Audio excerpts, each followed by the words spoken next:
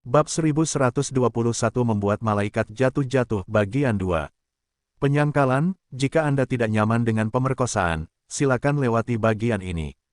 Saya tidak ingin mendengar keluhan apapun karena Anda memilih untuk membaca sesuatu yang tidak Anda sukai untuk dibaca karena penasaran. 5 menit telah berlalu setelah William mulai memakan darah Temperance.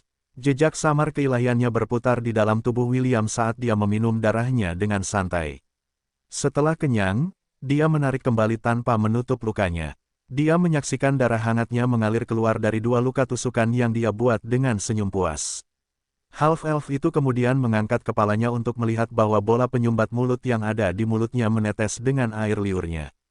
Mata Temperance tidak fokus saat tubuhnya berkedut dari waktu ke waktu. William mengangkat tangannya dan melepaskan kalung dari mulutnya. Yang mengejutkannya, si cantik berambut coklat itu tampaknya mendapatkan kembali akal sehatnya pada saat yang sama dan terengah-engah. Ia tersenyum geli saat dadanya naik turun karena napasnya yang berat. Half-elf itu kemudian menjilati dan mencium 2 luka di dada kanannya, menyembuhkannya sepenuhnya. Noda darah masih terlihat di sekujur tubuhnya yang putih dan seperti malaikat, yang menjadi bukti bahwa William tidak berniat menghilangkannya. "Kau yang terburuk," kata Temperance setelah ia kembali tenang. "Kau akan membayarnya." Meskipun ia mencoba memaksakan ekspresi jijik di wajahnya, ia masih menderita sisa-sisa perasaan senang yang masih mengguncang tubuhnya. William hanya tersenyum saat ia meletakkan tangannya di belakang kepala Temperance, dan menariknya mendekat. Ia kemudian menempelkan bibirnya di bibir Temperance, tetapi Temperance punya rencana sendiri dan menggigit bibir William, mengeluarkan darah. Alih-alih marah, half-elf itu tidak terpengaruh dan terus menciumnya, membiarkan darahnya masuk ke mulutnya. Seolah marah dengan ketidakpedulian William, Temperance menggigit lidah William dengan keras, saat lidah itu menyerbu mulutnya. Dia bermaksud untuk memotongnya sepenuhnya, untuk membuat half-elf itu menderita dan membalas dendamnya di saat yang sama. Seperti yang dia duga, giginya mengeluarkan darah, tetapi itu adalah luka yang dangkal. Itu tidak cukup untuk memutuskan lidah William, tetapi itu memungkinkan darahnya mengalir langsung ke dalam mulutnya, sementara half-elf itu menjalin lidahnya dengan lidahnya. Temperance terus dengan keras menolak untuk menerima lidahnya di mulutnya dan mencoba menggigit lidah William dengan sekuat tenaga lagi, tetapi itu tidak berguna. Yang mengejutkannya, William menggigit bibirnya, dan mengeluarkan darah darinya. Tepat saat dia berpikir tentang apa yang harus dilakukan selanjutnya, perasaan menyenangkan yang familiar menyerang indranya, membuat pikirannya kosong. Selama momen singkat ketenangan dalam pikirannya, William menggunakan lidahnya untuk membuat si cantik berambut coklat menjulurkan lidahnya. Ketika lidah merah mudanya terpikat keluar dari bibirnya yang menggoda, half-elf itu menggigitnya pelan, hingga berdarah. Ia lalu menciumnya dalam-dalam, melilitkan lidahnya di atas lidahnya, mengirimkan kenikmatan jauh ke dalam otaknya, mematahkan segala bentuk perlawanan. Ephemera yang merasakan perasaan yang sama seperti temannya menjadi lemas, karena kenikmatan itu juga menyerangnya. Ia hampir tidak bisa mempertahankan kewarasannya, tetapi ciuman William yang tak henti-hentinya dan penuh gairah telah membawa kedua wanita itu ke titik puncak mereka. Seolah merasakan bahwa kedua gadis itu sudah mencapai batas mereka, William dengan enggan mundur, memberi mereka waktu untuk mengatur napas. "Katakan padaku nama aslimu." William seperti iblis yang berbisik di telinga Temperance saat wanita itu masih belum dalam kondisi pikirannya yang benar. Namun, seolah berpegang teguh pada naluri bertahan hidupnya, si cantik berambut coklat itu menggigit bibirnya dengan kuat untuk mencegah dirinya mengatakan apapun. Ia tahu bahwa jika half-elf itu mengetahui nama aslinya, ia mungkin tidak akan bisa mendapatkan kembali kebebasannya lagi. "Tidak ada yang perlu ditakutkan," bisik William saat tangannya bergerak turun ke pintu masuk kewanitaannya dan perlahan memasukkan jari tengahnya ke dalamnya. Ia kemudian menggerakkan jarinya keluar masuk dari celah itu, yang menimbulkan suara basah dan tidak senonoh, yang mencapai pikirannya yang tidak stabil. Desahan kenikmatan keluar dari bibir Temperance, dan William mengambil kesempatan ini untuk menciumnya sekali lagi, dan membuka paksa bibirnya. Lidahnya kemudian bermain-main dengan lidahnya, saat pikiran-pikiran yang mulai terbentuk di dalam kepalanya sirna oleh kenikmatan yang dirasakannya. Meskipun ia sudah sadar, ia masih dibuat linglung oleh ciuman-ciuman lembut dan penuh gairah William yang membuat rasa jijik dan bencinya terhadapnya menghilang. Saat William menarik kepalanya ke belakang, untuk memberinya waktu bernapas, Temperance mengulurkan tangan kepadanya dan melingkarkan lengannya di kepala William. Rantai yang mengikatnya menghilang, saat ia menempelkan bibir lembutnya di atas bibir William, mengambil inisiatif untuk menciumnya atas kemauannya sendiri. Lidah Epemera menjulur keluar dari bibirnya saat otaknya berubah menjadi bubur karena sensasi luar biasa yang dialaminya. Dia sudah pingsan, tetapi perasaan Temperance masih ditransfer kepadanya, membuat tubuhnya berkedut dari waktu ke waktu. Setelah beberapa menit berciuman, Temperance mundur dan menatap William dengan ekspresi rumit di wajahnya. Dia tahu bahwa dia telah terbebas dari belenggunya, namun, tubuhnya terbakar, dan merindukan sentuhan William. Meskipun dia mencoba menyangkalnya, hatinya, yang belum mengenal cinta, berdetak kencang di dalam dadanya. Dia tahu bahwa dia tidak jatuh cinta pada William, dan itu hanyalah reaksi tubuhnya terhadap kenikmatan yang dialaminya, tetapi dia sudah mencapai batasnya. "Kau jahat," kata Temperance sambil air mata mengalir di sisi wajahnya. Ia kemudian mencium William seperti wanita yang tidak berpengalaman. Remaja berambut hitam itu menerima ciuman lembutnya, dan membuka bibirnya untuk memungkinkannya mengambil inisiatif untuk menjalin lidahnya dengan lidahnya sendiri. Saat ini, tubuh Temperance telah sepenuhnya ditaklukkan oleh kekuatan incubus William, yang telah meningkatkan kepekaannya hingga batasnya, membuatnya mendambakan sentuhan dan kasih sayang William. Meskipun si cantik berambut coklat tahu bahwa ia dapat dengan mudah melepaskan diri dari cengkeraman William jika ia menggunakan keilahiannya, ia memilih untuk tidak melakukannya.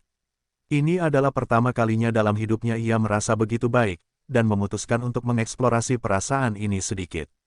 Ia berpikir bahwa ia dapat melepaskan diri dari cengkeraman William kapan saja dengan keilahiannya, jadi ia membiarkan dirinya memanjakan bibirnya yang lembut dan menggoda, dan pelukannya, yang membuatnya merasa aman dan hangat. Apakah ini yang dirasakan istri-istrinya setiap kali ia memeluk mereka? Temperance berpikir sambil mengabaikan peringatan di dalam kepalanya saat ia membiarkan William menusuk lidahnya sekali lagi untuk meminum darahnya, dan membuat pikirannya berubah menjadi bubur. "Aku bisa membuatmu merasa lebih baik," kata William setelah ciuman mereka berakhir. "Apakah kau menginginkannya?" Petik 2. "Ya," jawab Temperance dengan linglung. "Kalau begitu, angkat pinggulmu," perintah William. Temperance menurut saat ia mengangkat pinggulnya, sementara William menggunakan tangannya untuk mengusap kemaluannya di pintu masuk ke perawanannya. "Apakah kau menginginkan ini?" tanya William. "Apakah kau menginginkan ini di dalam dirimu?" Tubuh Temperance bergetar saat kemaluan William dengan ringan membuka kelopak lembut pintu masuknya, menggodanya dengan janji kenikmatan yang akan membuatnya merasa lengkap. Petik 2. "Aku menginginkannya," kata Temperance saat tanda-tanda peringatan di dalam kepalanya semakin kuat. "Buat aku merasa senang." William menarik bagian belakang kepalanya dan mencium bibirnya, menghilangkan pikiran-pikiran yang mulai terbentuk di dalam dirinya, membuatnya tidak dapat berpikir dengan benar. "Turunkan pinggulmu," perintah William, "dan aku akan memberimu kebahagiaan." Temperance menurut dan menurunkan pinggulnya, pada saat yang sama Epemera kembali sadar. Tepat saat si cantik berambut ungu hendak berteriak, dan memperingatkan temannya, William membungkamnya dengan mantra, mencegahnya mengeluarkan suara apapun. Saat batang William menembus selaput yang melindungi kesuciannya, perasaan menyakitkan, namun menyenangkan, membasahi tubuh Temperance. Epemera hanya bisa berteriak kesakitan saat temannya ditiduri di depannya. Karena indera mereka terhubung, dia juga merasa seolah-olah kesuciannya sendiri telah diambil darinya. Air mata mengalir di sisi wajahnya saat William mengangkat pantat temannya, perlahan-lahan menggerakkannya ke atas dan ke bawah. Seolah-olah dia menikmati rasa mampu melucuti kepolosan wanita berbudi luhur itu, menjadikannya seorang wanita di depan temannya yang tak berdaya. Setelah melihat jejak darah di kejantanan William, yang merupakan bukti bahwa dia telah berhasil mengambil kepolosan temannya, Epemera berhenti melawan. Dia tidak lagi peduli dan hanya menahan perasaan ditaklukkan, saat remaja berambut hitam itu mendorong kejantanannya jauh ke dalam tubuh temannya, sampai rahimnya sendiri turun ke dalam penyerahan yang manis. "Dalam keadaanku yang masih linglung, aku merasa hangat dan bahagia saat dipeluk oleh remaja tampan berambut hitam yang mereka sebut Pangeran Kegelapan. Mungkin, karena sensasi euforia setelah dia menggigit payudaraku untuk meminum darahku, aku tidak dapat berpikir dengan benar dan bertindak berdasarkan dorongan hati dengan mencium bibirnya. Itu adalah tindakan yang telah kulakukan atas kemauanku sendiri, dan perasaan jijik dan benci yang kurasakan sebelumnya menghilang saat bibirku yang lembut menempel di bibirnya, membuat seluruh tubuhku menggigil karena betapa nikmatnya itu. Aku bisa membuatmu merasa lebih baik. Apakah kau menginginkannya? Kata-katanya mengandung janji kenikmatan, dan terserah padaku untuk memutuskan apakah aku menginginkannya atau tidak. Petik 2. Ya, itulah jawaban yang kuberikan padanya melalui pikiranku yang kabur. Satu-satunya hal yang kuinginkan adalah merasa baik, merasa aman, dan mungkin, merasa dicintai juga. Kalau begitu, angkat pinggulmu. Meskipun kata-kata yang dia gunakan untuk memerintahku agak dingin, antisipasiku menguasai tubuhku saat aku mengangkat tubuhku sesuai instruksinya. Pada saat itulah dia memegang kemaluannya yang berdenyut dan menggesekkannya ke pintu masuk keperawananku, membuat jantungku berdebar kencang di dalam dadaku. Aku tahu bahwa saat benda itu masuk ke dalam diriku, kesucian yang selama ini aku lindungi, akan menjadi miliknya. Apakah kamu menginginkan ini? Apakah kamu menginginkan ini di dalam dirimu? Pikiran untuk mengatakan tidak, terlintas di kepalaku. Lonceng peringatan terus berdering tanpa henti, memberitahuku untuk menggunakan keilahianku untuk melepaskan diri dari kendalinya dan melindungi keperawananku agar tidak diambil olehnya. Namun, hasratku mengkhianatiku saat aku memberinya jawaban yang seharusnya tidak kuberikan. Petik 2. Aku ingin, buat aku merasa senang. Saat kata-kata itu keluar dari bibirku, aku melihat sudut bibirnya melengkung membentuk senyuman. Aku tahu bahwa aku masih bisa melepaskan diri dari pelukannya, tetapi tubuhku tidak bergerak. Tubuhku hanya menunggu janji kenikmatan yang akan dia berikan padaku. Turunkan pinggulmu, dan aku akan memberimu kebahagiaan. Sekali lagi, pilihan ada di tanganku. Aku bisa menolak perintahnya, atau tidak. Kabut di kepalaku menghilang, seolah-olah dia mengizinkanku mendapatkan kembali alasanku untuk membuat salah satu pilihan terpenting dalam hidupku. Aku menatap wajahnya yang tampan, dan mata emasnya yang berkilau. Itu membuat hatiku meleleh saat membayangkan menjadi salah satu wanitanya. Meskipun aku tidak berniat menjadi istrinya, selama dia memperlakukanku seperti seorang kekasih, aku merasa bahwa aku akan baik-baik saja bahkan dengan semua itu. Saat itulah aku mendengar suara gaduh di belakangku. Aku benar-benar lupa tentang efemera, dan hal keji yang dilakukan pria ini padanya. Berbagi perasaan senang kita, itu benar-benar kriminal. Itulah pikiran yang terlintas di benakku saat mengingat kenikmatan luar biasa yang pernah kurasakan. Mengetahui bahwa efemera merasakan hal yang sama membuatku tidak dapat memutuskan apakah aku harus mengasihaninya atau tidak. Sadarlah, jangan biarkan dia melakukan apa yang dia mau. Itulah kata-kata yang diteriakkan efemera menggunakan telepati. 7 kebajikan dapat berkomunikasi satu sama lain menggunakan telepati. Jadi kami tidak perlu berbicara sepanjang waktu. Kata-katanya telah sampai kepadaku, namun, aku tetap memutuskan untuk mengikuti keinginanku. Atas kemauanku sendiri, aku menurunkan pinggulku, dan merasakan sakitnya kesucianku direnggut dariku. Air mata mengalir di sisi wajahku, bukan karena rasa sakit, tetapi karena kegembiraan yang kurasakan. Meskipun orang ini, yang wajahnya yang dingin mulai menunjukkan apa yang kuanggap sebagai cinta dan kelembutan, adalah musuhku, dia mampu menaklukkan hatiku. Memang, dia menggunakan trik-trik curang untuk melakukannya, tetapi pada akhirnya orang yang memutuskan untuk membuat keputusan untuk menyerahkan pengalaman pertamaku kepadanya adalah aku. Jika ada yang harus disalahkan, aku hanya bisa menyalahkan diriku sendiri karena telah tenggelam dalam kenikmatan yang telah ia berikan kepadaku. Meskipun sebagian diriku tahu bahwa kelembutan dan kasih sayang yang ia berikan kepadaku saat ini adalah palsu, dan hanya pura-pura, aku tetap merindukannya. Tubuhku merindukannya. Ia telah menaklukkan hatiku, dan sekarang, ia akan menaklukkan tubuhku, yang dengan sukarela kuserahkan kepadanya. Kau menang, kataku lembut sambil menatap mata emasnya yang indah yang menatapku dengan rasa kasihan.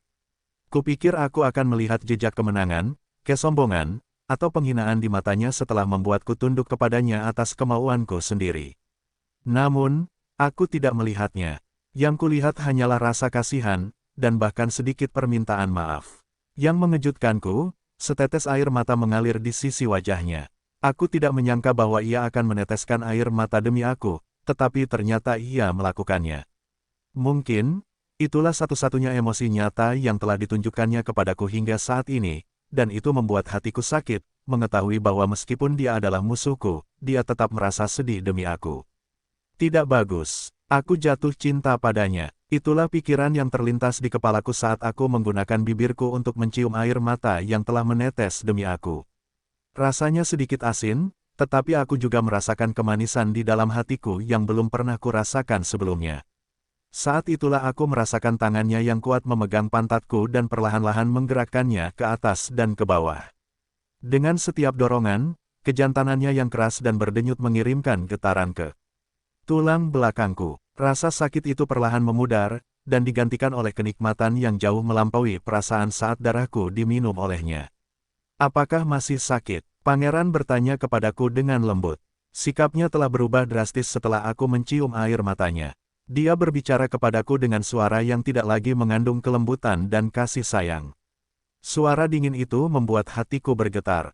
Matanya yang dingin menatap tubuhku yang gemetar, dikhianati oleh tatapan khawatir yang kulihat di kedalaman kemasannya.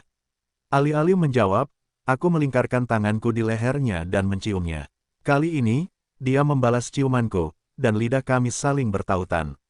Tubuhnya yang dingin perlahan menjadi hangat, saat aku menggerakkan tubuhku bersamanya, dan bukan melawannya.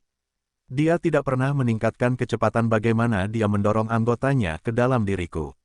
Dia melakukannya dengan perlahan, dan lembut, yang membuatku merasakan perhatian yang dia berikan padaku, membuat hatiku terasa penuh, dan tubuhku semakin mendambakan kasih sayangnya. Namun, meskipun gerakannya lambat, itu mulai mendapatkan momentum. Itu seperti badai. Aku seperti perahu kecil di lautan luas, dan di depanku, badai mulai terbentuk. Langit biru yang cerah menghilang, dan digantikan oleh awan gelap di mana guntur bergemuruh, dan kilat menerangi langit yang gelap. Di depanku, perahu tunggal di perairan yang luas itu, aku bisa melihat gelombang raksasa, yang kuperkirakan tingginya setidaknya 50 meter, mulai bergerak ke arahku. Saat itu juga aku tahu bahwa saat gelombang itu menghantamku, aku akan hancur dan tak dapat diperbaiki lagi. Dengan setiap dorongan, gelombang itu semakin dekat, membuatku merintih. Saat itulah aku menatapnya dengan tatapan memohon, dan mengucapkan kata-kata yang membuatku gemetar. Aku takut, hanya 2 kata, namun, itulah yang benar-benar kurasakan. Duniaku, dan semua yang kusayangi selama 19 tahun terakhir hidupku akan hancur, saat gelombang dahsyat itu menghantamku. Meskipun aku yakin itu bukan niatnya, aku tahu, dengan sepenuh hati, bahwa jika gelombang raksasa itu menghantamku, aku akan jatuh dan hancur total. Aku tidak akan pernah sama lagi.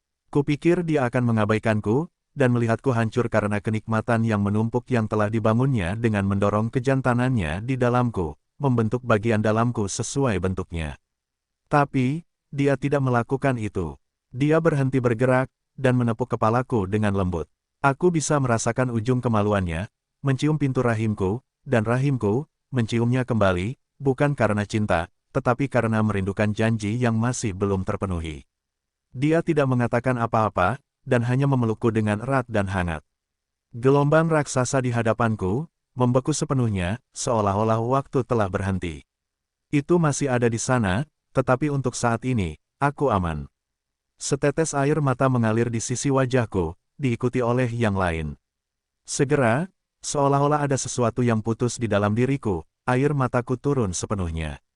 Aku melingkarkan tanganku di lehernya, meletakkan kepalaku di bahunya, dan menangis. Aku menangis karena kekalahanku terhadapnya. Aku menangis karena dipermainkan olehnya. Aku menangis karena kehilangan kepolosanku padanya. Aku menangis, dan menangis. Tidak bagus. Kurasa aku sudah jatuh. Saat aku menangis dan memeluk pangeran kegelapan, lengannya yang kuat melingkari tubuhku dalam pelukan yang melindungi. Sebagai salah satu wanita yang memegang kebajikan dunia, aku tidak perlu bergantung pada orang lain untuk melindungi diriku sendiri. Dewa pelindungku selalu ada untuk memberiku nasihat yang baik, dan kemampuanku untuk menambah dan mengurangi kecepatanku, dan lawanku, memungkinkan aku untuk menang atas semua musuhku. Namun, melawannya, aku kalah. Aku kalah karena aku meremehkannya. Aku kalah karena kesombonganku. Namun, disinilah dia, memegangku dengan kuat, dan menahan gelombang raksasa itu. Meskipun aku tahu bahwa kami telah melewati titik yang tidak bisa kembali, dan gelombang itu akan menghantamku cepat atau lambat, dalam waktu yang singkat ini, aku aman. Dia menjagaku tetap aman. Beberapa menit kemudian, aku mendapatkan kembali ketenanganku dan menatap lurus ke matanya. Lyra Vivevilla, nama asliku. Nama yang akan memberi orang lain kendali penuh atas diriku. Nama yang selama ini kulindungi, karena takut aku akan menjadi milik orang lain, dan menjadi mainan mereka. Namun, entah mengapa hatiku berkata bahwa semuanya akan baik-baik saja.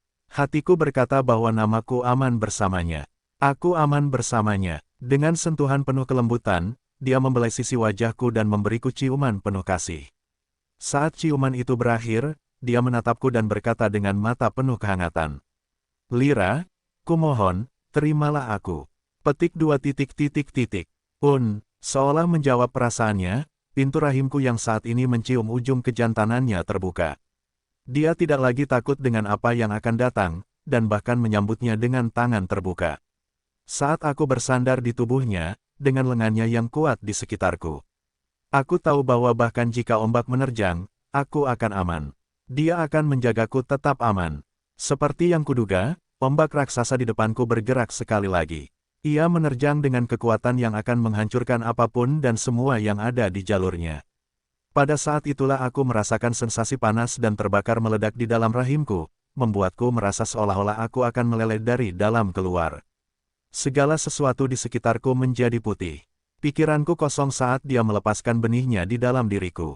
Pikiran untuk hamil dengan anaknya terlintas di benakku dan hilang secepat datangnya. Namun, untuk beberapa alasan, aku tidak membenci kemungkinan itu. Saat aku hampir kehilangan kesadaranku, aku merasakan sesuatu terukir di perut bagian bawahku. Meskipun aku tidak tahu apa itu, aku merasa senang karena entah bagaimana, itu memberitahuku bahwa dia telah menandaiku sebagai miliknya. Bahkan sekarang, aku masih mengingat perasaan itu dengan sangat jelas. Saat itu aku, seorang anak yang lahir dari hubungan antara seorang wanita manusia dan seorang malaikat, telah ditaklukkan oleh lelaki yang kuanggap sebagai musuhku. Saat itu aku telah jatuh cinta pada lelaki yang menangisiku saat duniaku dan seluruh keberadaanku runtuh di dunia kegelapan, tempat tak ada cahaya yang terlihat. William menatap Lira yang tak sadarkan diri dengan ekspresi rumit di wajahnya. Niatnya adalah untuk merusaknya sepenuhnya, tetapi saat dia hendak melakukannya, sesuatu di dalam dirinya mencegahnya melakukannya. Itu adalah bagian dari jiwaku yang masih percaya pada akhir yang bahagia, pikir William sambil mendesah dalam hati. Meskipun rencananya untuk sepenuhnya merusak kebajikan kesederhanaan tidak berhasil, dia masih bisa mendapatkan nama sejatinya. Meski begitu, untuk beberapa alasan, dia merasa jijik memikirkan menggunakan namanya untuk membuatnya melakukan hal-hal keji untuknya. Kejantanannya, yang masih jauh di dalam Lira, masih keras, tetapi dia tidak lagi ingin membuat wanita yang tak sadarkan diri di lengannya jatuh ke dalam kebejatan. Pada saat itulah dia mendengar batuk serak di dalam ruangan. Aku hampir melupakannya, renung William sambil mengalihkan pandangannya ke wanita cantik berambut ungu, yang tubuhnya gemetar tak terkendali beberapa meter darinya. Epemera masih menderita karena sisa-sisa klimaks luar biasa yang dialaminya, meskipun tidak tersentuh oleh half-elf yang telah menjadikan temannya seorang wanita. William kemudian menggunakan mantra, keheningan pada Lira untuk mencegahnya mendengar suara mereka, dan membiarkannya terus tidur dalam pelukannya. Oi, Miss Justice, apakah aku tidak sengaja menghancurkanmu? Tanya William dengan nada menggoda. Epemera yang mendengar suara William mengangkat kepalanya, tetapi alih-alih penampilannya yang sombong dan angkuh seperti biasanya, dia memiliki ekspresi bejat di wajahnya. Jelas, tubuhnya masih menderita akibat efek samping dari kenikmatan sepihak yang dialaminya melalui emosi temannya. Saat William menatap wanita itu, yang memiliki rasa keadilan yang menyimpang, dia merasakan sesuatu di dalam dirinya yang sebelumnya tidak ada. Sambil mengerutkan kening, half-elf itu melambaikan tangannya, dan pakaian yang dikenakannya pun terbakar oleh api hitam, hingga tak tersisa apapun. Petik 2 titik titik titik. Begitu, jadi, begitulah, gumam William sambil melihat jambul merah muda yang muncul di perut bagian bawah Epemera. Karena William telah menggunakan kekuatan kelas incubusnya, dengan maksud untuk merusak Lira, dia sama sekali lupa bahwa efeknya juga berlaku untuk Epemera. Tiba-tiba, William merasakan sesuatu yang tidak biasa dari wanita tak sadarkan diri yang bersandar di tubuhnya.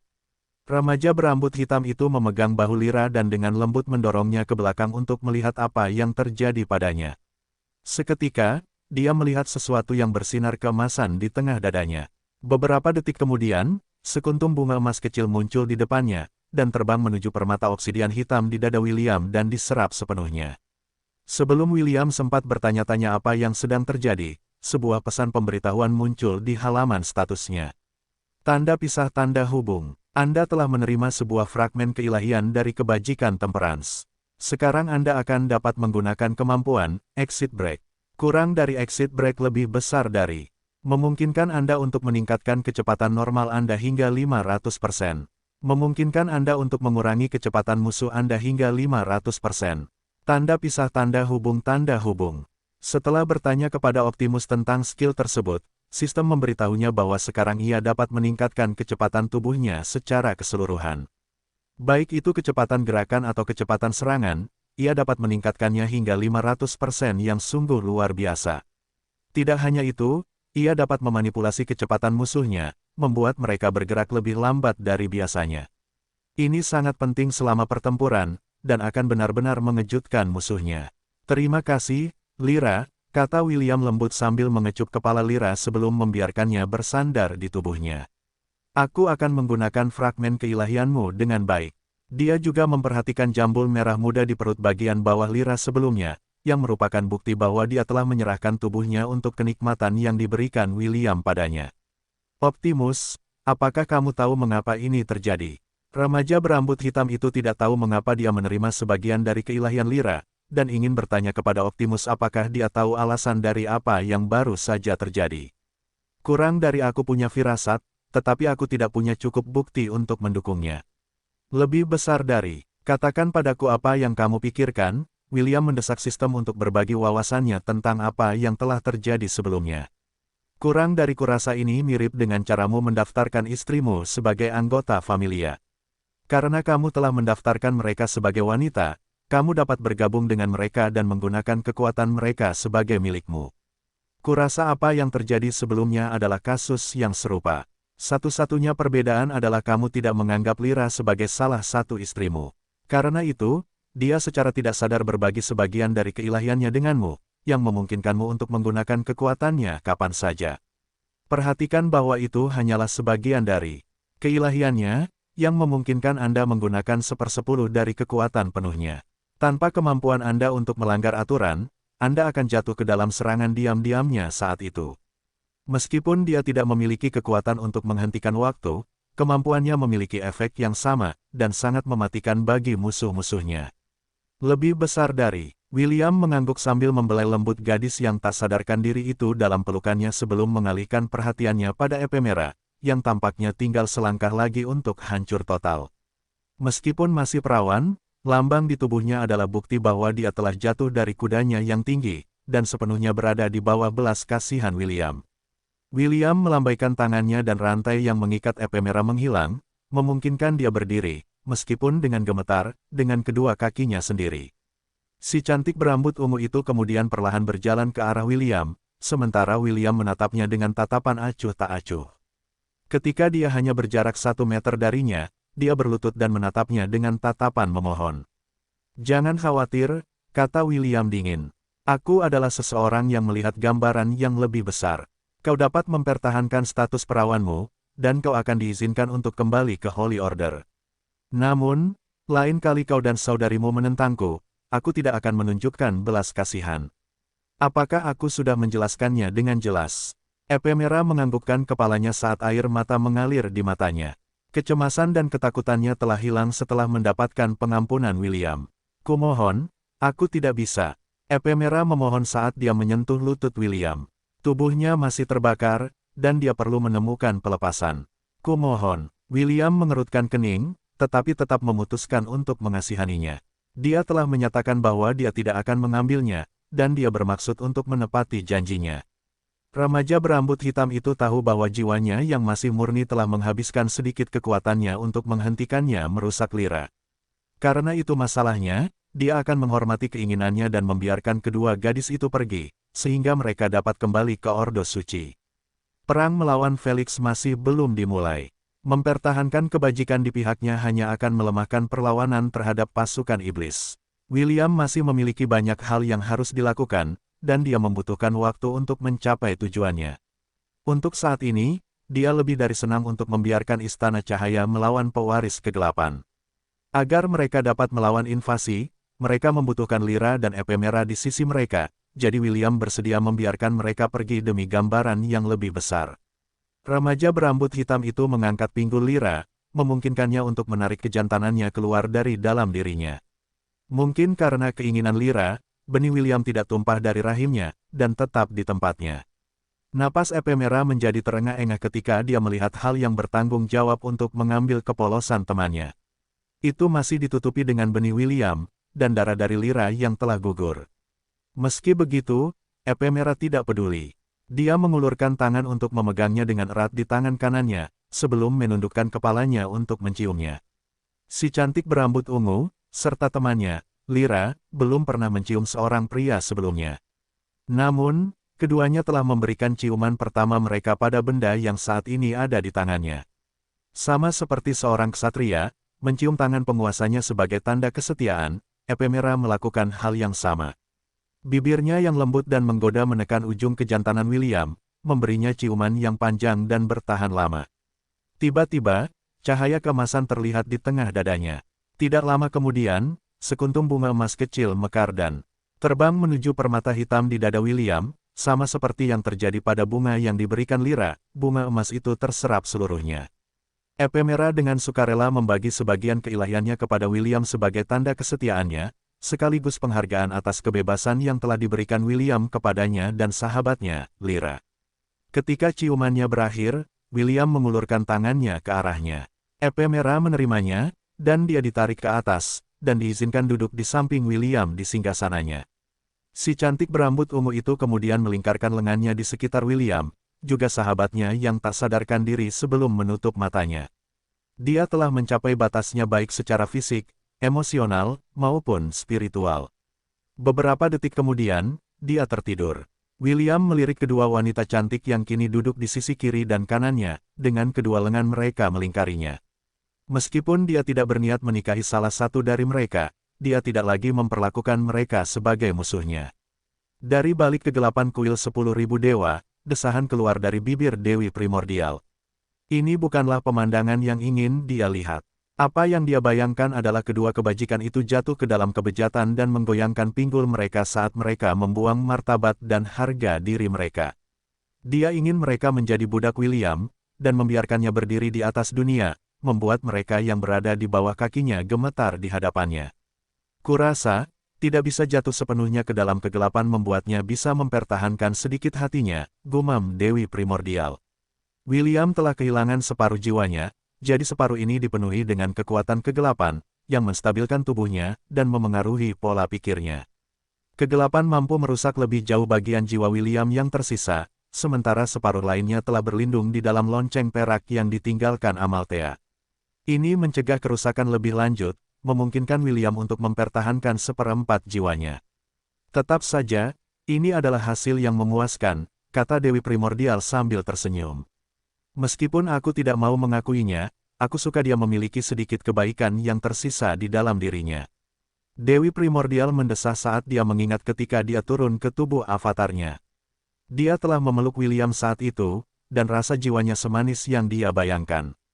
Jauh di lubuk hatinya, dia cukup puas dengan waktu yang mereka lalui bersama. Si cantik dari dunia lain itu bahkan menantikan saat avatarnya bertemu dengan remaja berambut hitam, yang hatinya kini telah menjadi miliknya, apa katamu? Paus berdiri dari singgasananya sambil menatap Audrey dengan tak percaya.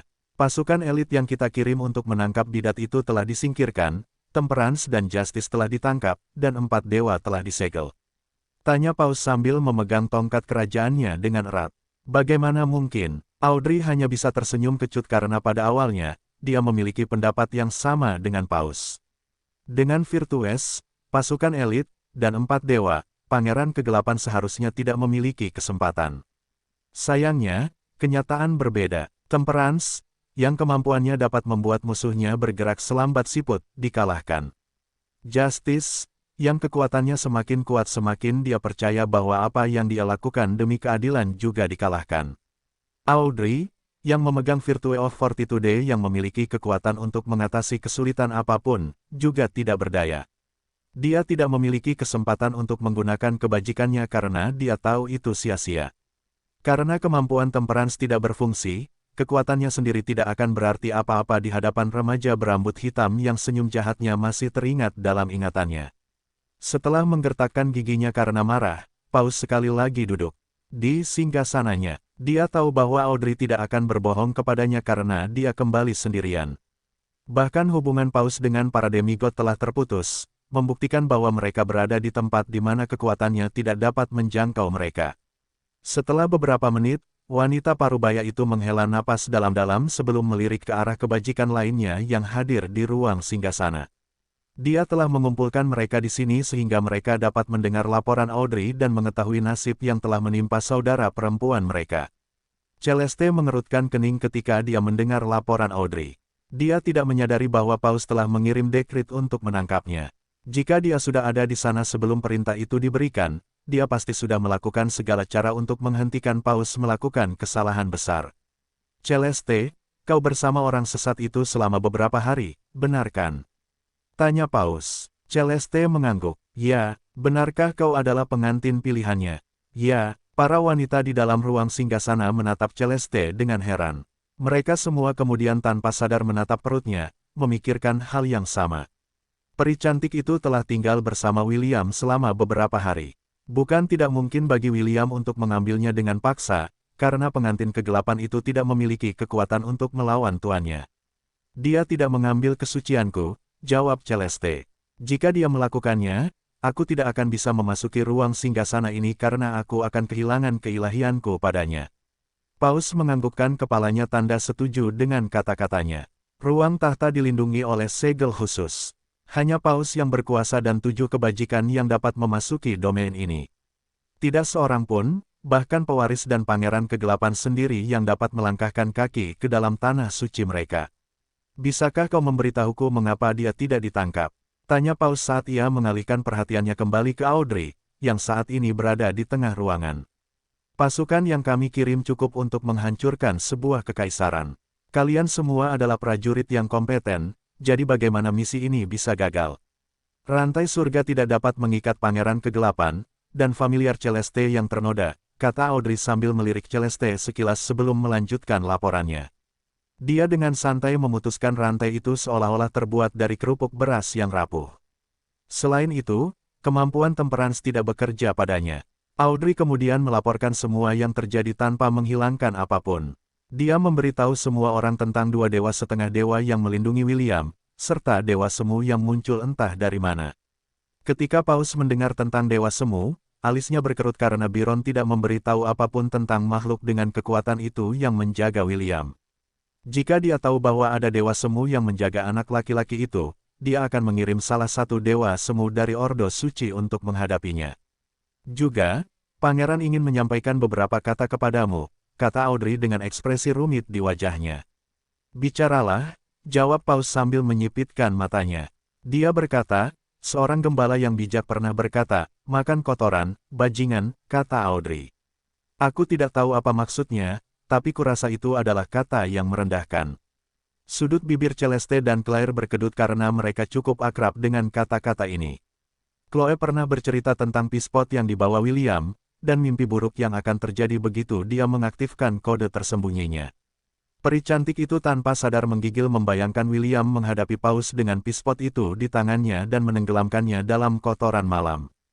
Hanya itu, tanya Paus. Niat membunuh terlihat di wajahnya yang sudah lapuk saat dia menatap Audrey seperti elang yang siap menyerang. Hanya itu, Audrey mengangguk. Paus sekali lagi mengalihkan perhatiannya ke Celeste dan menatapnya dengan ekspresi serius. Apakah kau punya cara untuk menghubungi heretik itu? Tanya Paus. Ya, jawab Celeste. Bagus. Katakan padanya bahwa kita bersedia menegosiasikan persyaratan untuk kebebasan, keadilan, dan kesederhanaan. Kita tidak akan lagi mencari masalah bagi keluarganya, dan juga menghentikan perburuan kita terhadapnya. Jika dia punya persyaratan lain, aku bersedia mendengarkannya. Celeste mengangguk. Mengerti. Aku akan segera menyampaikan pesanmu. Paus tahu bahwa dia tidak bisa bersikap keras kepala saat ini, jadi dia bersedia berkompromi. Untuk menang melawan kekuatan kegelapan, semua 7 kebajikan harus hadir. Jika salah satu dari mereka hilang, kekuatan mereka akan melemah secara signifikan. William menyandera 2 kebajikan, jadi ini merupakan pukulan telak bagi Ordo Suci mereka. Selama mereka bisa mendapatkannya kembali, dia akan bersedia menutup mata terhadap half-elf sampai dia menemukan rencana yang sangat jitu untuk menangkapnya sekali dan untuk selamanya. Kebajikan lainnya menghela napas lega karena, meskipun mereka tidak berteman dekat satu sama lain, mereka tetap berpikir bahwa para suster mereka harus dibebaskan. Pangeran kegelapan yang tercela itu, memangnya dia pikir dia siapa? Seorang gadis dengan rambut perak panjang menggelengkan kepalanya dengan jijik. Seharusnya aku ikut dengan kalian, gadis-gadis. Jika aku ada di sana, aku akan mencabik-cabiknya. Kasihan Justice dan Temperance, mereka berdua mungkin sedang disiksa sekarang. Seorang wanita cantik dengan rambut biru sebahu menggelengkan kepalanya tanpa daya. Aku yakin mereka berdua menderita sakit yang tak terbayangkan. Mungkin, mereka bahkan akan mati jika terus seperti ini. Kau benar, aku yakin mereka sedang mengalami siksaan terburuk yang pernah ada. Aku merasa sangat kasihan pada mereka, seorang wanita cantik berambut coklat kemerahan mendesah.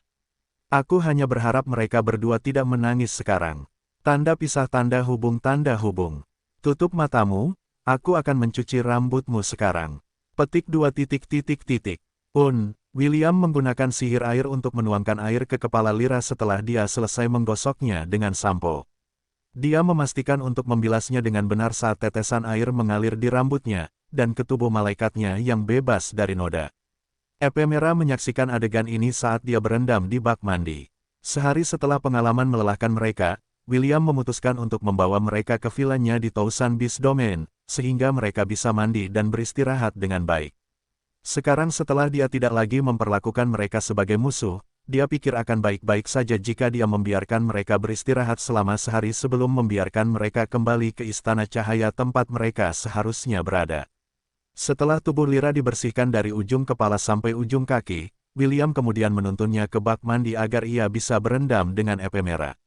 Si cantik berambut ungu itu memperhatikan saat wanita cantik berambut coklat panjang dan remaja tampan berambut hitam itu masuk ke dalam bak mandi bersama-sama. Lyra mendesah sambil menyandarkan punggungnya ke tubuh William. Lengan half-elf itu melingkari pinggangnya dan tetap di sana.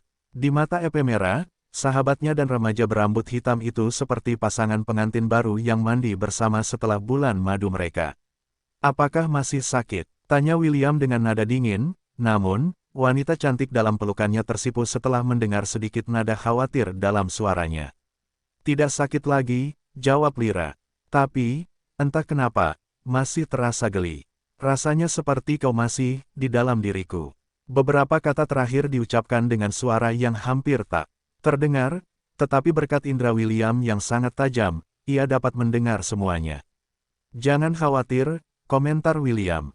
"Setelah 1 hari lagi, perasaan itu akan hilang. Apa yang kau rasakan adalah hal yang wajar, terutama karena ini adalah pertama kalinya bagimu." Alih-alih merasa lega, Lyra justru merasa agak sedih setelah mendengar bahwa perasaan bahagia yang ia alami saat ini akan hilang saat pagi tiba. William memberitahu mereka bahwa mereka dapat kembali ke Istana Cahaya setelah beristirahat selama sehari di vilanya.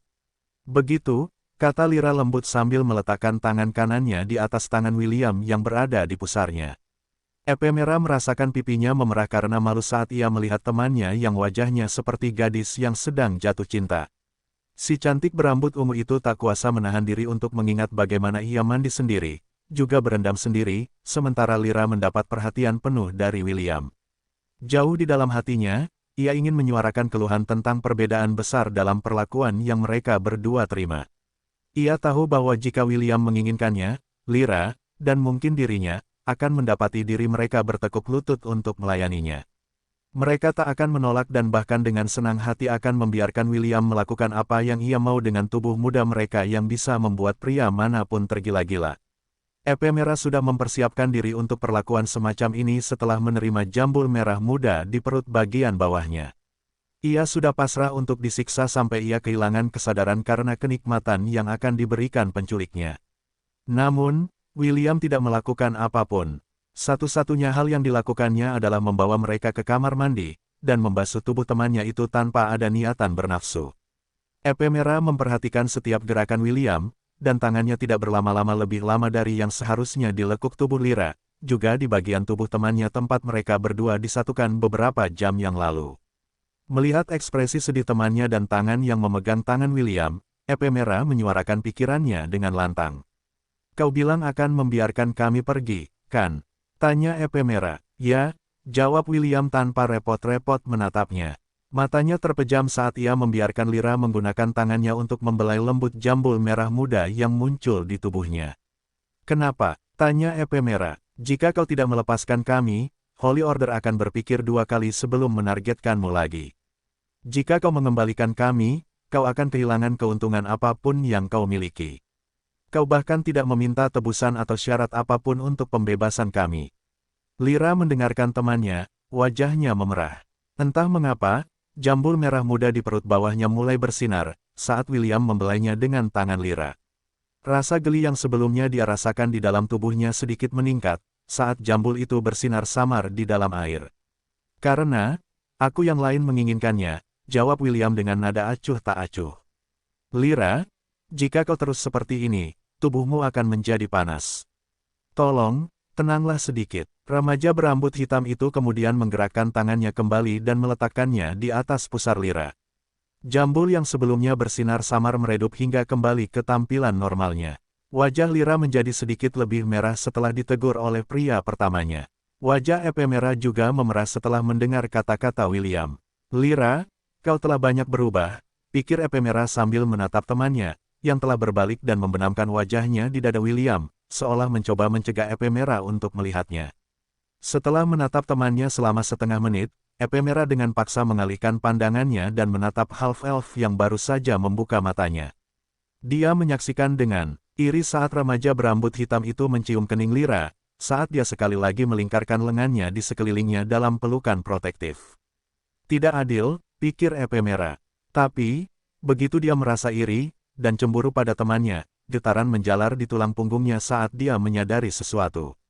Tidak, mungkinkah? Ephemera tidak ingin mempertimbangkan kemungkinan seperti itu, tetapi hatinya mengatakan kepadanya bahwa dia memang merasa iri dan cemburu pada temannya, yang kepalanya sekarang sedang ditepuk oleh William.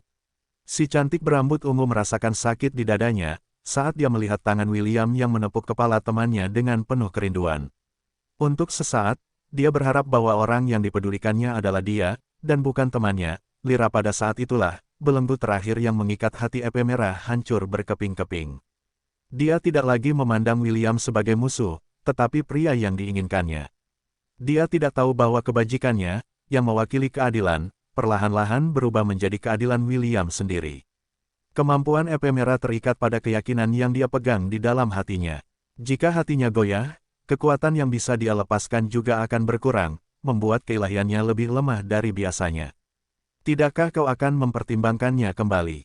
Ephemera mengumpulkan semua tekadnya dan menahan perasaan tak berdaya di dalam hatinya.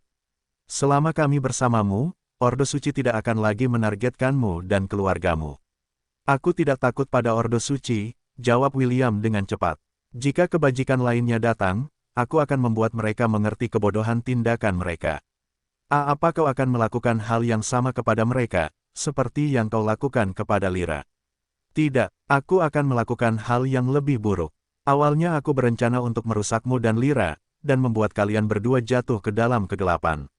William membelai punggung Lyra dengan lembut, dan sepasang sayap malaikat berwarna abu-abu tumbuh di belakangnya. Tahanlah sebentar, Lyra, kata William lembut dan wanita cantik di pelukannya menganggukkan kepalanya sebagai tanda setuju.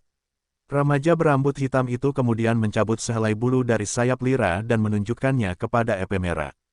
Ini adalah takdir yang seharusnya jatuh kepada kalian berdua, komentar William. Perlahan, ujung bulu itu berubah menjadi hitam dan perlahan naik ke pangkalnya. Dalam hitungan detik, bulu abu-abu itu telah berubah menjadi bulu hitam, yang samar-samar memancarkan kekuatan kegelapan. Tubuh Lyra dan Ephemera gemetar setelah melihat bulu hitam di tangan William. Jika salah satu dari kebajikan itu menggangguku lagi, aku tidak akan lagi menahan dan merusaknya sepenuhnya, William menyatakan dengan suara acuh tak acuh dan tanpa perasaan. Kebanggaan mereka, martabat mereka, aku akan mengambil semuanya, sampai mereka menjadi budak rendahan yang akan hidup dan mati demi aku. Mereka tidak akan lagi disebut wanita berbudi luhur, tetapi pelacur, yang dengan senang hati akan melebarkan kaki mereka kepada pria manapun jika aku menginginkannya. Itulah takdir yang menanti mereka, jadi pastikan untuk memperingatkan saudara perempuanmu. Kesabaranku ada batasnya. Epemera tanpa sadar menganggukkan kepalanya, saat dia melihat tatapan William yang tidak mengandung sedikit pun belas kasihan.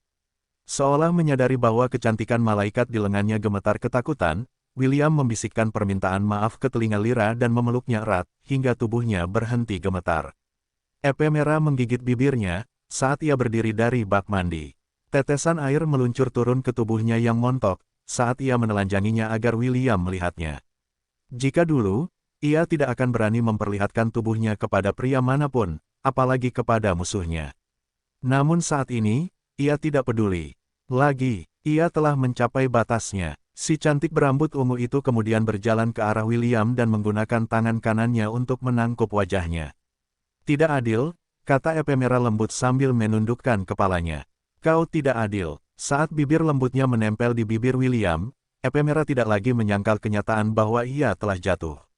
Jika memang begitu, ia akan jatuh sepenuhnya, membiarkan pria yang dingin dan tampan ini, yang tindakan kebaikan dan kelembutannya yang halus, membuatnya merasa bahwa menjadi rusak, dan jatuh ke dalam kegelapan bersamanya, tidak seseram yang ia kira sebelumnya. William terkejut ketika Epemera memilih untuk menciumnya atas kemauannya sendiri. Lyra, yang melihat ini juga sama terkejutnya dengan remaja berambut hitam yang sedang memeluknya. Dia sudah mengenal Epemera sejak lama, dan tahu kecenderungannya untuk membenci lawan jenis secara umum. Singkatnya, si cantik berambut ungu memandang rendah pria, dan biasanya akan menggunakan keilahiannya untuk menghukum mereka, terlepas apakah mereka melakukan kejahatan atau tidak, karena apa yang terjadi pada keluarganya di masa lalu. Epemera telah berbagi rahasia ini kepadanya di masa lalu, dan dia merahasiakannya sebagai cara untuk menghormati kepercayaan yang telah diberikannya. Lyra tidak akan pernah mengira bahwa wanita pembenci pria dari Virtue akan mencium pangeran kegelapan. Sebenarnya, ketika Epemera mengucapkan kata, tidak adil, Lyra sudah tahu apa yang dimaksudnya. Namun, karena keterkejutannya, dia hanya melihat dengan linglung saat temannya mencium William dengan canggung. Jelas, dia tidak punya pengalaman karena dia masih seorang gadis yang belum pernah disentuh oleh pria manapun. Ketika bibir mereka berpisah, si cantik berambut ungu menatap mata emas William, dan mengucapkan kata yang sama lagi. Tidak adil, kata Epemera. Kenapa hanya Lyra? Kau sudah menandaiku juga. Bertanggung jawablah. William balas menatapnya dengan ekspresi tenang di wajahnya saat membalas kata-katanya. Aku tidak bermaksud menikahimu dan menjadikanmu istriku, jawab William. Lagi pula, aku sudah mengatakan bahwa kau bisa tetap menjadi gadis perawan. Aku tidak tertarik dengan itu. Tawa cekikikan keluar dari bibir Epemera saat dia berjongkok dan menundukkan kepalanya. Tangannya kemudian bergerak untuk mencabut sumbat bak mandi, membiarkan airnya terkuras sepenuhnya. Saat permukaan air turun, dia dengan lembut mencongkel tubuh Lyra, yang masih menempel pada William, dan memindahkannya ke samping. Si cantik berambut coklat itu masih dalam keadaan terkejut, dan tidak mampu menahan tindakan Epemera. Lyra hanya menatap tanpa daya saat sahabat yang telah dikenalnya selama bertahun-tahun itu, mengangkangi William. Remaja berambut hitam itu hendak mendorong Epemera menjauh saat William menatapnya dengan ekspresi penuh tekad di wajahnya. Karena kau tidak mau bertanggung jawab, aku akan bertanggung jawab untuk diriku sendiri, Epemera menyatakan sambil memegang kejantanan William dan membimbingnya ke pintu masuk keperawanannya. Jangan khawatir, aku tidak akan memintamu untuk menikah denganku. Jadikan saja aku selirmu, atau kekasihmu. Hanya untuk hari ini, sebelum aku kembali ke Istana Cahaya, peluklah aku seperti yang kau lakukan pada Lyra. Itu saja yang aku minta, jadi tolong, jangan mendorongku menjauh. Tepat saat dia hendak menurunkan pinggulnya, dan memberikan kesuciannya kepada William, remaja berambut hitam itu menghentikannya. Air mata mengalir di sisi wajah Epemera saat dia menatap William dengan putus asa. Kenapa? Tanya Epemera. Apakah aku tidak cukup baik? Tidak, William menggelengkan kepalanya. Jangan salah paham. Aku tidak menghentikanmu karena kau tidak cukup baik. Aku menghentikanmu karena perasaanmu telah sampai padaku. William menarik si cantik berambut ungu itu ke arahnya hingga wajah mereka hanya berjarak beberapa inci. Kau yakin tentang ini? Tanya William. Kau tidak perlu menjawab. Angguk saja kepalamu. Namun, ketahuilah bahwa begitu kau menjawab, kau tidak akan bisa kembali. Aku akan bertanya sekali lagi, apakah ini benar-benar yang kau inginkan? Epemera mengangguk saat air matanya jatuh di permata obsidian hitam di dada William. Half-elf itu merasakan kehangatan dan kesedihan dalam air matanya, dan untuk sesaat, cahaya biru samar berdenyut di tengah hatinya yang menghitam, mengakui luapan emosi Epemera. Baiklah, kata William lembut saat dia mencium bibir Epemera sejenak sebelum menatap wajahnya yang berlinang air mata. Sampai matahari terbit besok, aku akan memperlakukanmu sebagai kekasihku. Namun, setelah itu, kau hanya akan menyimpan ini sebagai kenangan di hatimu. Apakah aku harus menjelaskannya dengan jelas? Ya, jawab Epemera. Hanya untuk hari ini, buatlah aku merasa dicintai. Buat aku merasakan cintamu. Wanita berbudi luhur itu kemudian mencium William saat remaja berambut hitam itu memegang pinggulnya dan menurunkannya perlahan. Segera, setetes darah jatuh ke dalam bak mandi, di mana darah itu mekar seperti bunga. Sesuai dengan kata-katanya, William bercinta dengannya. Epemera menyerahkan dirinya pada ciuman penuh gairah dan pelukan hangat dari half-elf itu. Rasa iri dan cemburu di hatinya menghilang, dan digantikan oleh kebahagiaan yang lengkap dan mutlak. Segera, pemuda itu membawanya ke puncak, membuat setiap serat tubuhnya menggigil karena antisipasi. Beberapa detik kemudian, dia merasakan gairah William yang intens dan panas meletus di dalam dirinya. Mulai sekarang, kaulah keadilanku, Epemera bersumpah saat dia ambruk di atas tubuh pria yang menerima permintaan egoisnya. Saat kesadarannya perlahan memudar saat dipeluk penuh kasih sayang William, hatinya yang kesepian dan rahimnya yang polos terisi penuh dengan cinta William yang ternoda. Bab 1126 kata-kata tak bernilai. William menatap kedua wanita cantik yang berbaring di tempat tidur. Epemera, sang dewi keadilan yang berbudi luhur, berbaring di tempat tidur dengan benih William yang meluap dari kebun rahasianya yang menodai spray putih. Ada sedikit jejak darah yang bercampur dengannya, membuktikan bahwa dia telah kehilangan kesuciannya beberapa jam yang lalu. William telah bercinta dengannya selama beberapa jam, hingga dia kehilangan kesadaran. Half-elf itu cukup terkejut melihat betapa uletnya Epemera. Keuletan yang setara dengan istrinya, Putri Sidoni. Setelah menatapnya sebentar, William kemudian mengalihkan perhatiannya ke wanita cantik lainnya yang berbaring di sampingnya, Lyra. Tidak dapat dipercaya, pikir William sambil menatap perut wanita cantik berambut coklat yang sedikit membuncit, yang mirip dengan wanita di tahap awal kehamilan mereka. Lyra memiliki ekspresi damai di wajah tidurnya, saat dia bernapas dengan lembut setelah dipeluk oleh William, di samping temannya, Epemera. Apakah dia sangat ingin hamil dengan anakku? William merenung sambil membelai perut Lyra yang dipenuhi dengan benihnya. Entah mengapa, setiap kali dia menuangkan esensinya ke dalam Lyra, Lyra akan menggunakan keilahiannya untuk menjaga benih William di dalam rahimnya, tidak membiarkan setetes pun tumpah darinya. Sebenarnya, sebagai seseorang yang lahir di antara seorang wanita manusia dan seorang malaikat, Lyra berpikir bahwa dia tidak ingin melahirkan anak dan membuat mereka menderita seperti yang telah dia alami, untuk selalu menyembunyikan latar belakang malaikatnya dari orang-orang, serta selalu waspada untuk mencegah orang lain mengetahui nama sejatinya. Tidak peduli seberapa korupnya William, mustahil untuk tidak tersentuh oleh upaya lucu Lyra untuk melahirkan anaknya. Sayangnya, usahanya sia-sia, pikir William sambil mencium pipi Lyra sebelum meninggalkan ruangan. Setelah menyatu dengan Donger, William tahu bahwa dia secara praktis dapat menghamili wanita manapun dan membuat mereka melahirkan anaknya hanya dengan satu putaran seks. Namun, ia tidak ingin hal itu terjadi. Karena itu, ia meminta Optimus, dan juga Donger, untuk bekerja sama dengannya guna mencegahnya meninggalkan keturunan secara tidak bertanggung jawab. Setelah melihat putri-putrinya di masa depan, William bersumpah pada dirinya sendiri bahwa ia tidak akan menjadi ayah yang tidak bertanggung jawab. Ia bukanlah tipe orang yang akan menghamili seorang wanita dengan anaknya, lalu mencampakkannya, meninggalkannya untuk membesarkan anaknya sendiri. Bahkan dalam keadaannya yang telah jatuh dan rusak, William tidak akan pernah melakukan hal seperti itu. Jika di masa depan, Lyra benar-benar hamil dengan anaknya, ia akan memastikan untuk merawatnya, dan juga bayi mereka yang belum lahir. Namun, karena kemungkinan hal itu terjadi adalah nol, William meninggalkan ruangan untuk membiarkan kedua wanita cantik dan berbudi luhur itu beristirahat dengan baik. Begitu dia meninggalkan ruangan, William melihat Chloe bersandar di dinding dan mengunyah sebatang coklat. "Apakah kau merusak keduanya?" tanya Chloe. "Tidak," jawab William sambil berjalan ke arahnya. "Hanya handuk yang dililitkan di pinggangnya, memperlihatkan tubuh bagian atasnya untuk Chloe santap. Setelah berbagi ciuman pagi sebagai salam, Chloe dengan enggan mundur dan meletakkan tangannya di bahu William. Celeste berbicara kepadaku tadi malam melalui koneksi kami, Chloe melaporkan.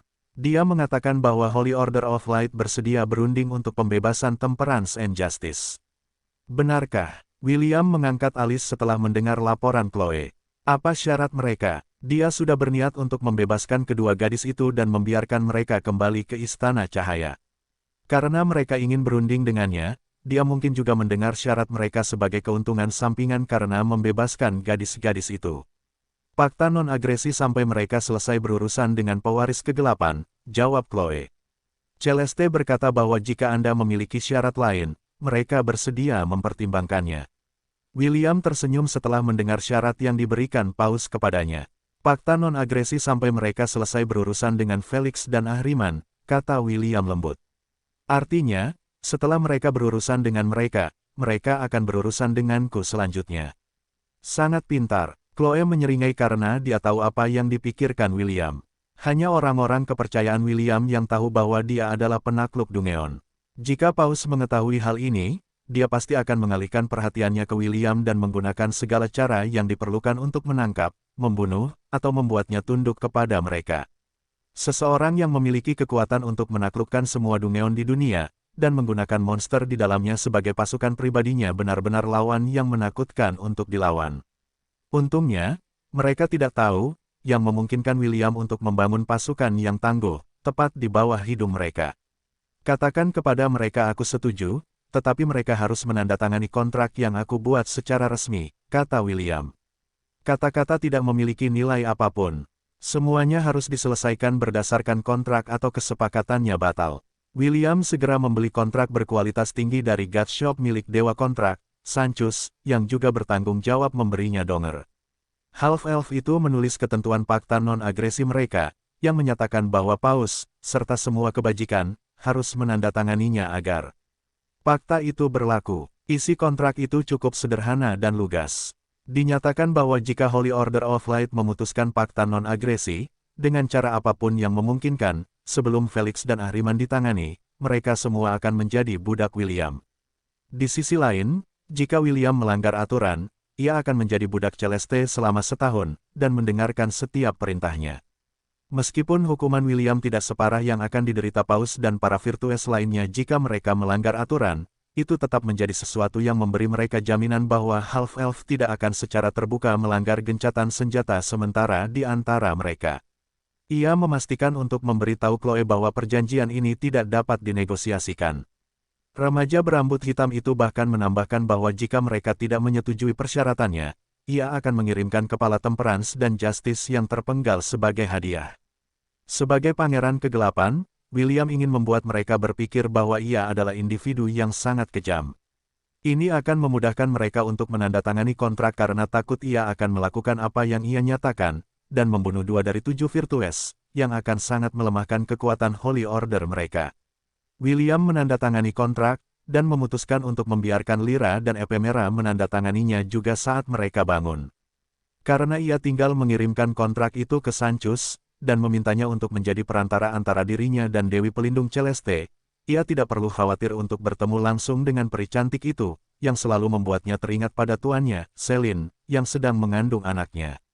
Mata William berbinar samar ketika ia mengingat Dewa Kematian yang telah mengambil jiwa istri-istrinya, begitu pula tuannya, Selin.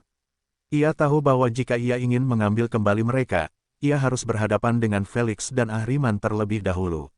Setelah ia membalas dendam, ia akan mengalihkan perhatiannya untuk mencari cara menyelamatkan mereka dari cengkeraman maut.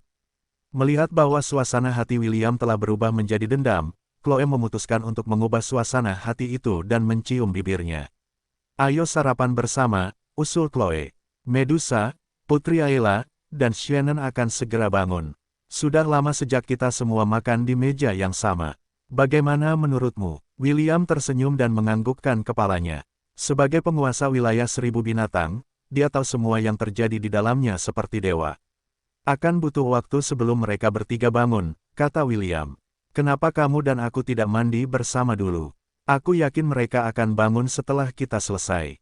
Chloe tersenyum sambil dengan jenaka melepas handuk mandi yang melilit pinggang William dan membiarkannya jatuh ke lantai. "Apa yang kita tunggu?" kata Chloe dengan senyum manis dan nakal di wajah cantiknya. "Aku akan memastikan untuk membersihkanmu, sungguh bagus." William terkekeh sambil memegang tangan Chloe dengan erat dan menuntunnya kembali ke kamarnya. Sudah lama sejak mereka berdua berbagi waktu berkualitas bersama karena betapa sibuknya dia beberapa hari terakhir ini. Sekarang kesempatan yang sempurna telah tiba, dia akan memastikan untuk membiarkannya merasa dicintai. Sebagai hadiah atas cintanya padanya bab 1127 aku tidak ingin kehendakku menjadi budak siapapun. Beberapa jam kemudian, Lyra dan Ephemera duduk di meja makan dan makan siang bersama. Orang yang melayani mereka tidak lain adalah Charmaine, yang diperintahkan William untuk menjaga mereka dengan baik, dan mengizinkan mereka berkeliaran di wilayah 1000 binatang jika mereka ingin melakukannya. "Permisi, apakah kamu tahu di mana Will?" Lyra bertanya setelah dia selesai makan. Charmaine menatap wanita cantik berambut coklat di depannya. Hanya istri, kekasih, dan teman dekat tuannya yang memanggilnya dengan cara yang menawan seperti itu. Peri cantik itu tahu bahwa William telah membuat kedua wanita berbudi luhur itu tunduk, tetapi dia tidak tahu seberapa besar mereka telah jatuh cinta padanya. "Tuan sedang menangani berbagai hal dan tidak berada di wilayah 1000 binatang, jawab Charmaine. "Yakinlah, dia telah memerintahkanku untuk mengurus semua kebutuhanmu, serta membimbingmu jika kamu ingin meninggalkan villa dan melihat-lihat." "Begitu ya?" Lyra menundukkan kepalanya dengan ekspresi sedih. "Apa kau tahu kapan dia akan kembali?" Tangan Lyra tanpa sadar membelai tonjolan kecil di perutnya saat dia memikirkan remaja berambut hitam dingin yang bercinta dengannya dengan lembut. "Tidak," jawab Charmaine. "Namun, Tuan memintaku untuk meminta kalian berdua menandatangani kontrak yang telah dia tinggalkan untukku setelah kalian selesai makan." Ephemera, yang baru saja selesai makan, mengangkat sebelah alisnya saat dia menatap pelayan pribadi William. "Kontrak," Charmaine mengangguk. "Silakan, pergilah ke ruang tamu dulu sementara aku membersihkan meja. Aku akan mencarimu segera setelah aku selesai dan menunjukkan kontrak itu kepada kalian berdua." Lyra dan Ephemera mengangguk saat mereka mengikuti Charmaine ke ruang tamu. Ketika mereka tiba, mereka menemukan seorang gadis berwajah malaikat dengan rambut ungu dan mata yang sedikit lebih terang dari Ephemera. "Putri Ayla, mereka berdua adalah keutamaan kesederhanaan dan keutamaan keadilan." Charmaine memperkenalkan kedua wanita itu kepadanya. "Mereka adalah tamu tuan." Putri Ayla melirik kedua gadis itu sebelum menganggukkan kepalanya tanda mengerti. "Namaku Ayla," kata Putri Ayla.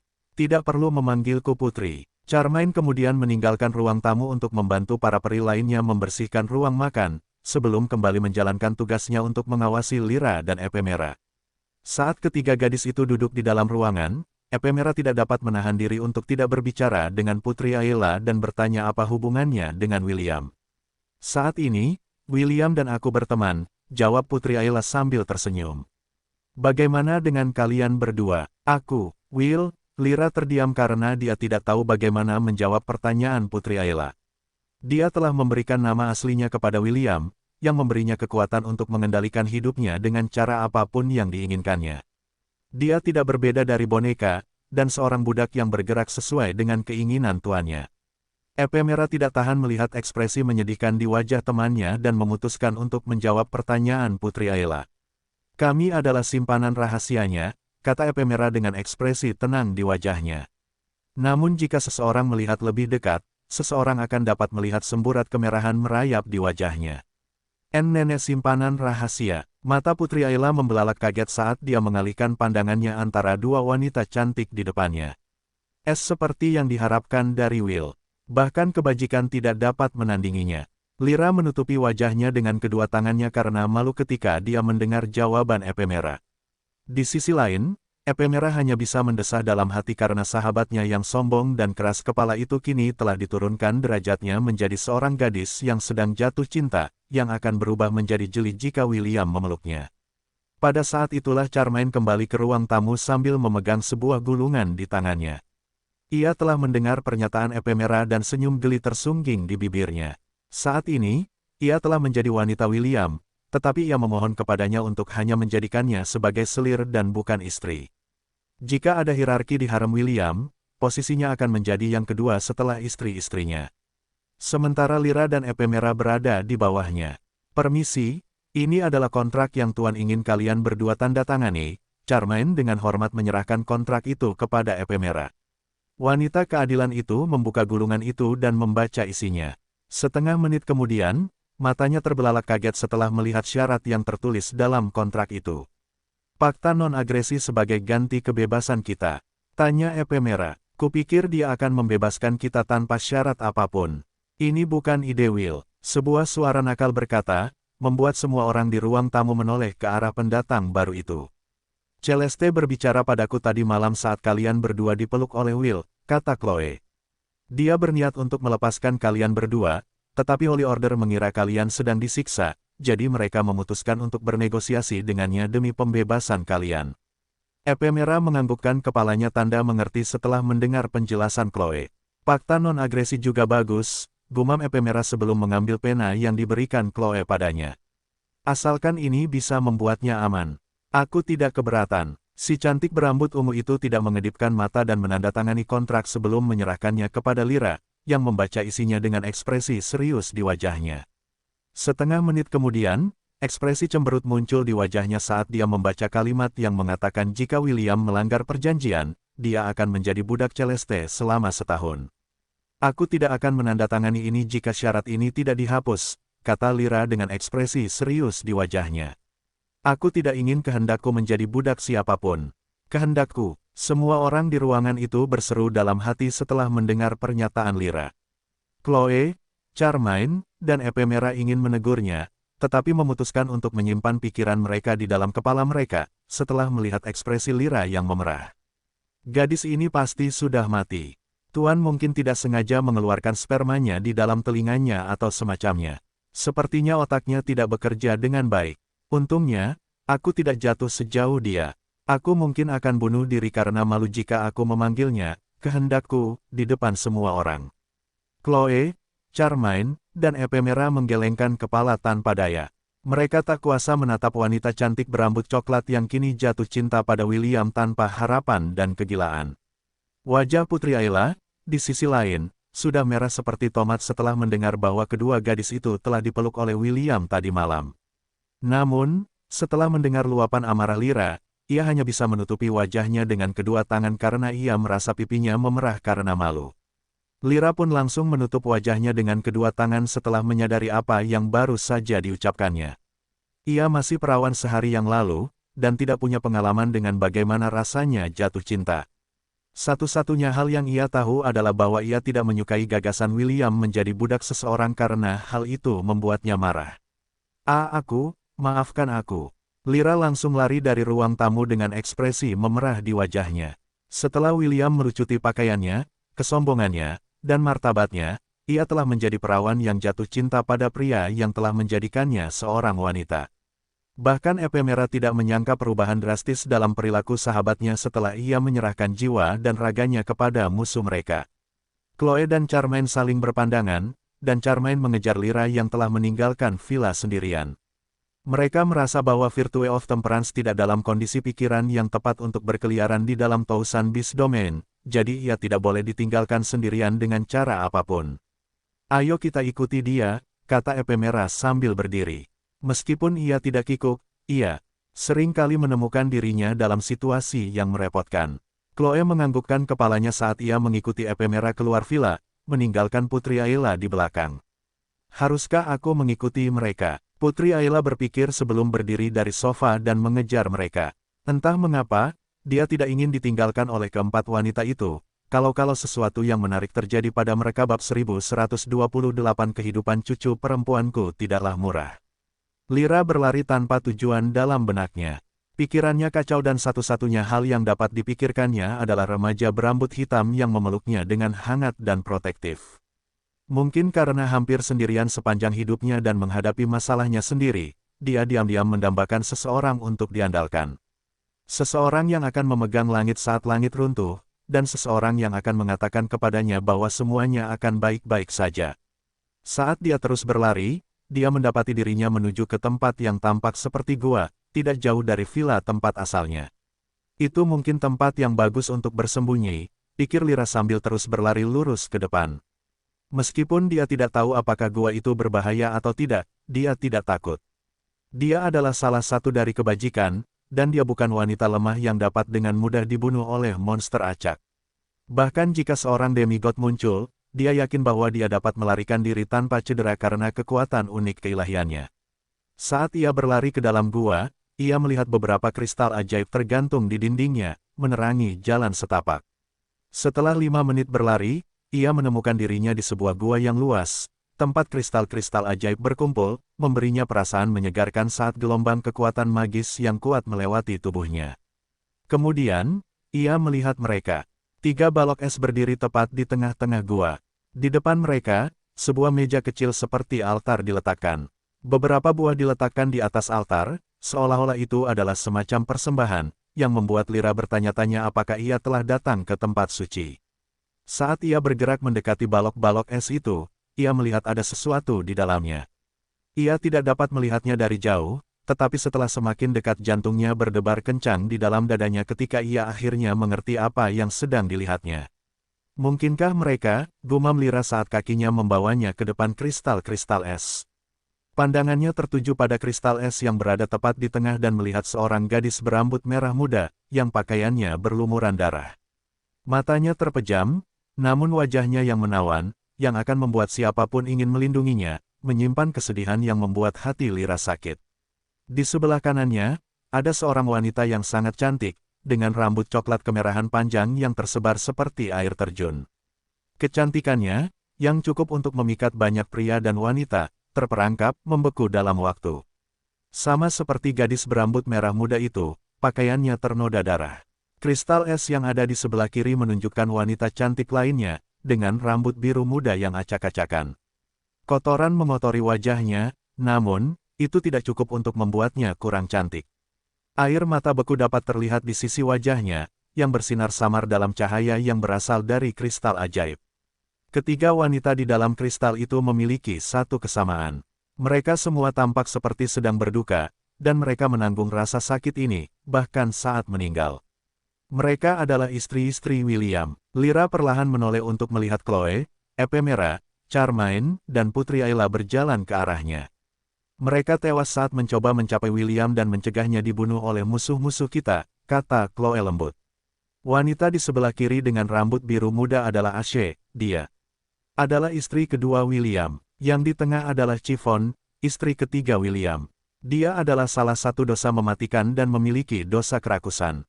Terakhir, Putri Sidoni. Dia memiliki dosa nafsu, dan merupakan istri keempat William. Dia terkadang bisa sedikit posesif, dan selalu meminta William untuk memberikan bayinya padanya. Tatapan Lyra beralih ke Lady of Lust dengan tatapan penuh pengertian. Entah mengapa, dia merasa bahwa mereka berdua mungkin telah menjadi teman baik karena mereka menginginkan hal yang sama dari half-elf yang tampan, yang anaknya ingin mereka lahirkan. Aku tidak tahu seberapa kuat gadis bernama Ashe itu, tetapi aku tidak percaya bahwa Gluttony dan Lust akan mati semudah itu, kata Lyra. Siapa yang memiliki kekuatan untuk mengalahkan dua dosa sekaligus? Dewa, jawab Charmaine sambil menggertakkan gigi. Penguasa kegelapan dan kekacauan, Ahriman. Dialah yang mengganggu duel William dengan pangeran iblis bajingan itu, dan dialah yang membunuh mereka bertiga, saat mereka berusaha menyelamatkan Tuan. Ephemera yang hanya mendengarkan dari samping menyilangkan tangan di dadanya. Dia telah bertemu Putri Sidoni dan Chiffon selama perjamuan di Sekte Misti. Saat itu, dia hanya memiliki rasa tidak suka yang mendalam kepada mereka karena merekalah yang menanggung dosa dunia. Namun sekarang, dia merasa iri kepada mereka karena dia akhirnya mengerti pria seperti apa yang mereka nikahi dan cintai. Bisakah kau ceritakan lebih banyak tentang mereka? Lyra menoleh untuk melihat Charmaine. Aku ingin tahu seperti apa mereka saat mereka masih hidup. Charmaine merasa permintaan Lyra agak aneh, tetapi dia tetap menganggukkan kepalanya untuk menyetujui permintaannya. Ayo kembali ke villa, kata Charmaine. Aku akan menyiapkan beberapa minuman dan memberitahumu semua yang ku ketahui tentang wanita-wanita yang sangat dicintai tuanku. Tanda pisah tanda hubung. Di suatu tempat di Kekaisaran Kraetor, seekor purple raksasa setinggi 10 meter tot menatap ke bawah ke arah remaja berambut hitam yang datang untuk menantangnya. 4 kodok yang tingginya lebih dari 3 meter berdiri di depan bos sebagai antek-anteknya dalam pertempuran ini. Maaf, Tapi aku tidak punya waktu untuk bermain dengan kalian semua, kata William sambil melambaikan tangannya. Sudah waktunya dituam untuk kau makan. Sebuah gerbang emas muncul di belakang William, dan kepala cacing gurun raksasa melewatinya. Monster Boss, beserta antek-anteknya bahkan tidak sempat melarikan diri saat mulut raksasa itu, yang penuh dengan gigi setajam silet, menghantam mereka. William bahkan tidak repot-repot memeriksa hasil pertempuran itu saat ia berjalan semakin dalam ke dalam ruang bawah tanah tempat inti ruang bawah tanah Gua Meraj berada. Saat William melangkah ke ruang inti ruang bawah tanah, cahaya inti ruang bawah tanah itu berdenyut seolah-olah melihat musuh bebuyutannya. Apa kau takut? Tanya William saat ia berjalan menuju inti ruang bawah tanah itu dengan wajah acuh tak acuh. Inti ruang bawah tanah itu bersinar sekali, seolah-olah menjawab pertanyaan William. Sang penakluk ruang bawah tanah adalah musuh bebuyutan semua ruang bawah tanah karena ia dapat menaklukkan mereka dan membuat mereka tunduk kepadanya, terlepas dari apakah mereka menyukainya atau tidak. Tidak ada yang perlu ditakutkan, kata William saat ia meletakkan tangannya di atas inti ruang bawah tanah yang gemetar karena sentuhannya. Mulai sekarang, kau milikku. Ruang inti ruang bawah tanah itu bermandikan cahaya keemasan saat William menggunakan kekuatan sang penakluk ruang bawah tanahnya untuk menimpa inti ruang bawah tanah dan menyerapnya ke dalam tubuhnya. Beberapa menit kemudian, cahaya di ruangan itu redup, dan Dungeon Core pun tak ada lagi. Satu tumbang, ribuan lagi.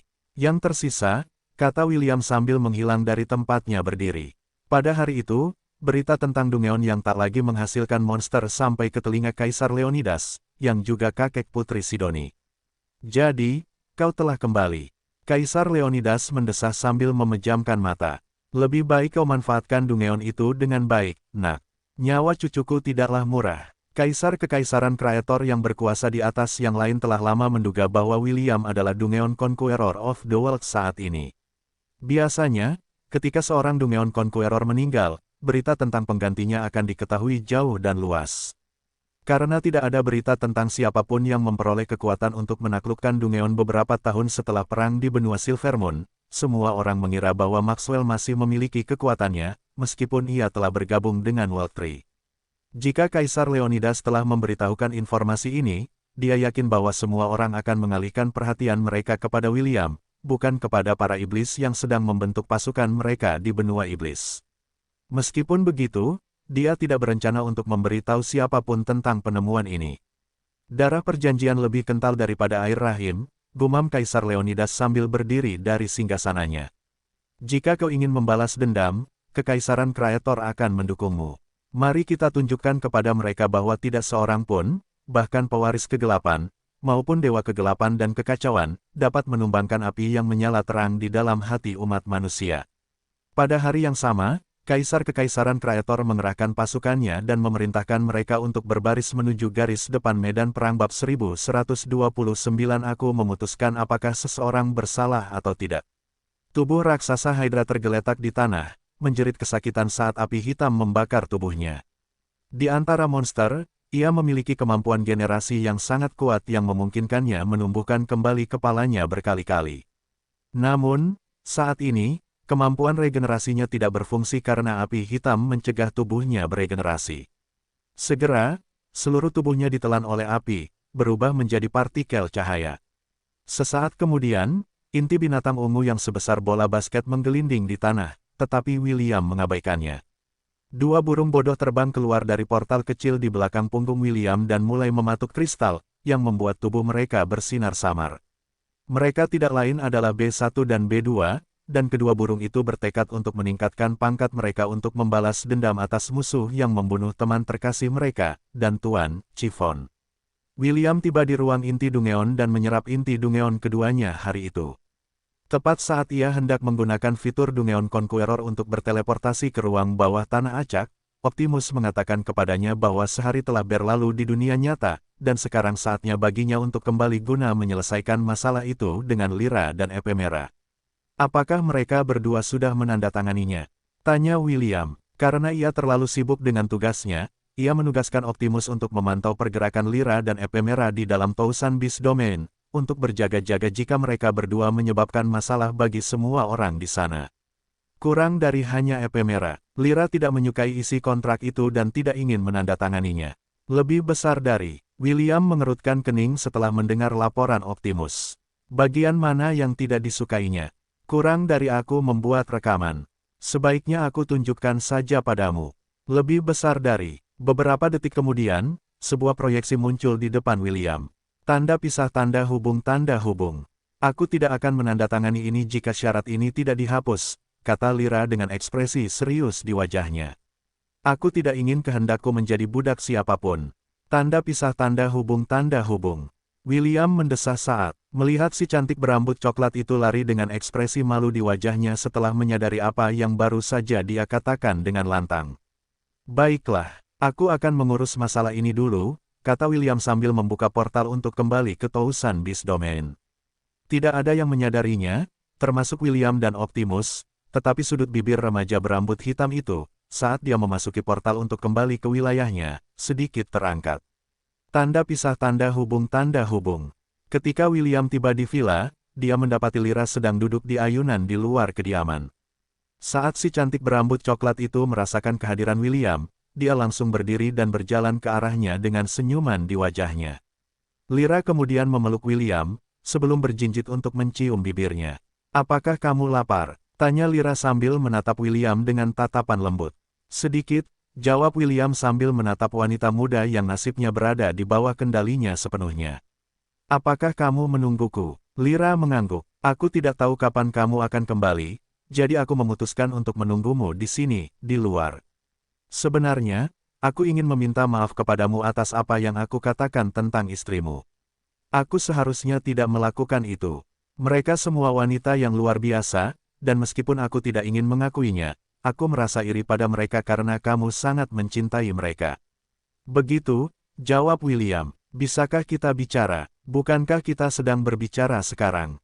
Lyra melirik ke belakangnya dan melihat beberapa pasang mata yang melihat ke arah mereka dari villa. Jelas, ada beberapa wanita yang tampaknya mencari gosip dan memperhatikan dengan saksama kedua wanita yang saling berpelukan. Secara pribadi, Lyra berjingkat-jingkat untuk berbisik di telinga William. Ada begitu banyak lalat di sini, dan aku tidak ingin mereka berdengung di sekitar kita saat kita berbicara. William melirik Chloe, Charmaine, Ephemera, Putri Ayla, dan para elf lainnya yang berpura-pura sedang membersihkan jendela kediaman, sementara telinga mereka menajam, menunggu informasi menarik. Oke, William memegang erat tubuh Lyra saat dia memindahkan mereka berdua ke lantai 20 Dungeon Atlantis. Ini adalah tempat yang digunakan William dan istri-istrinya sebagai resor pantai, sebelum Chiffon memakan seluruh lantai karena keilahiannya lepas kendali. William telah merenovasinya kembali seperti semula, dan bahkan membangun kembali rumah kecil yang akan mereka gunakan setiap kali mereka mengunjungi tempat itu. Sebelum kita berbicara, aku mendengar dari seekor burung kecil bahwa kau tidak menandatangani kontrak, kata William.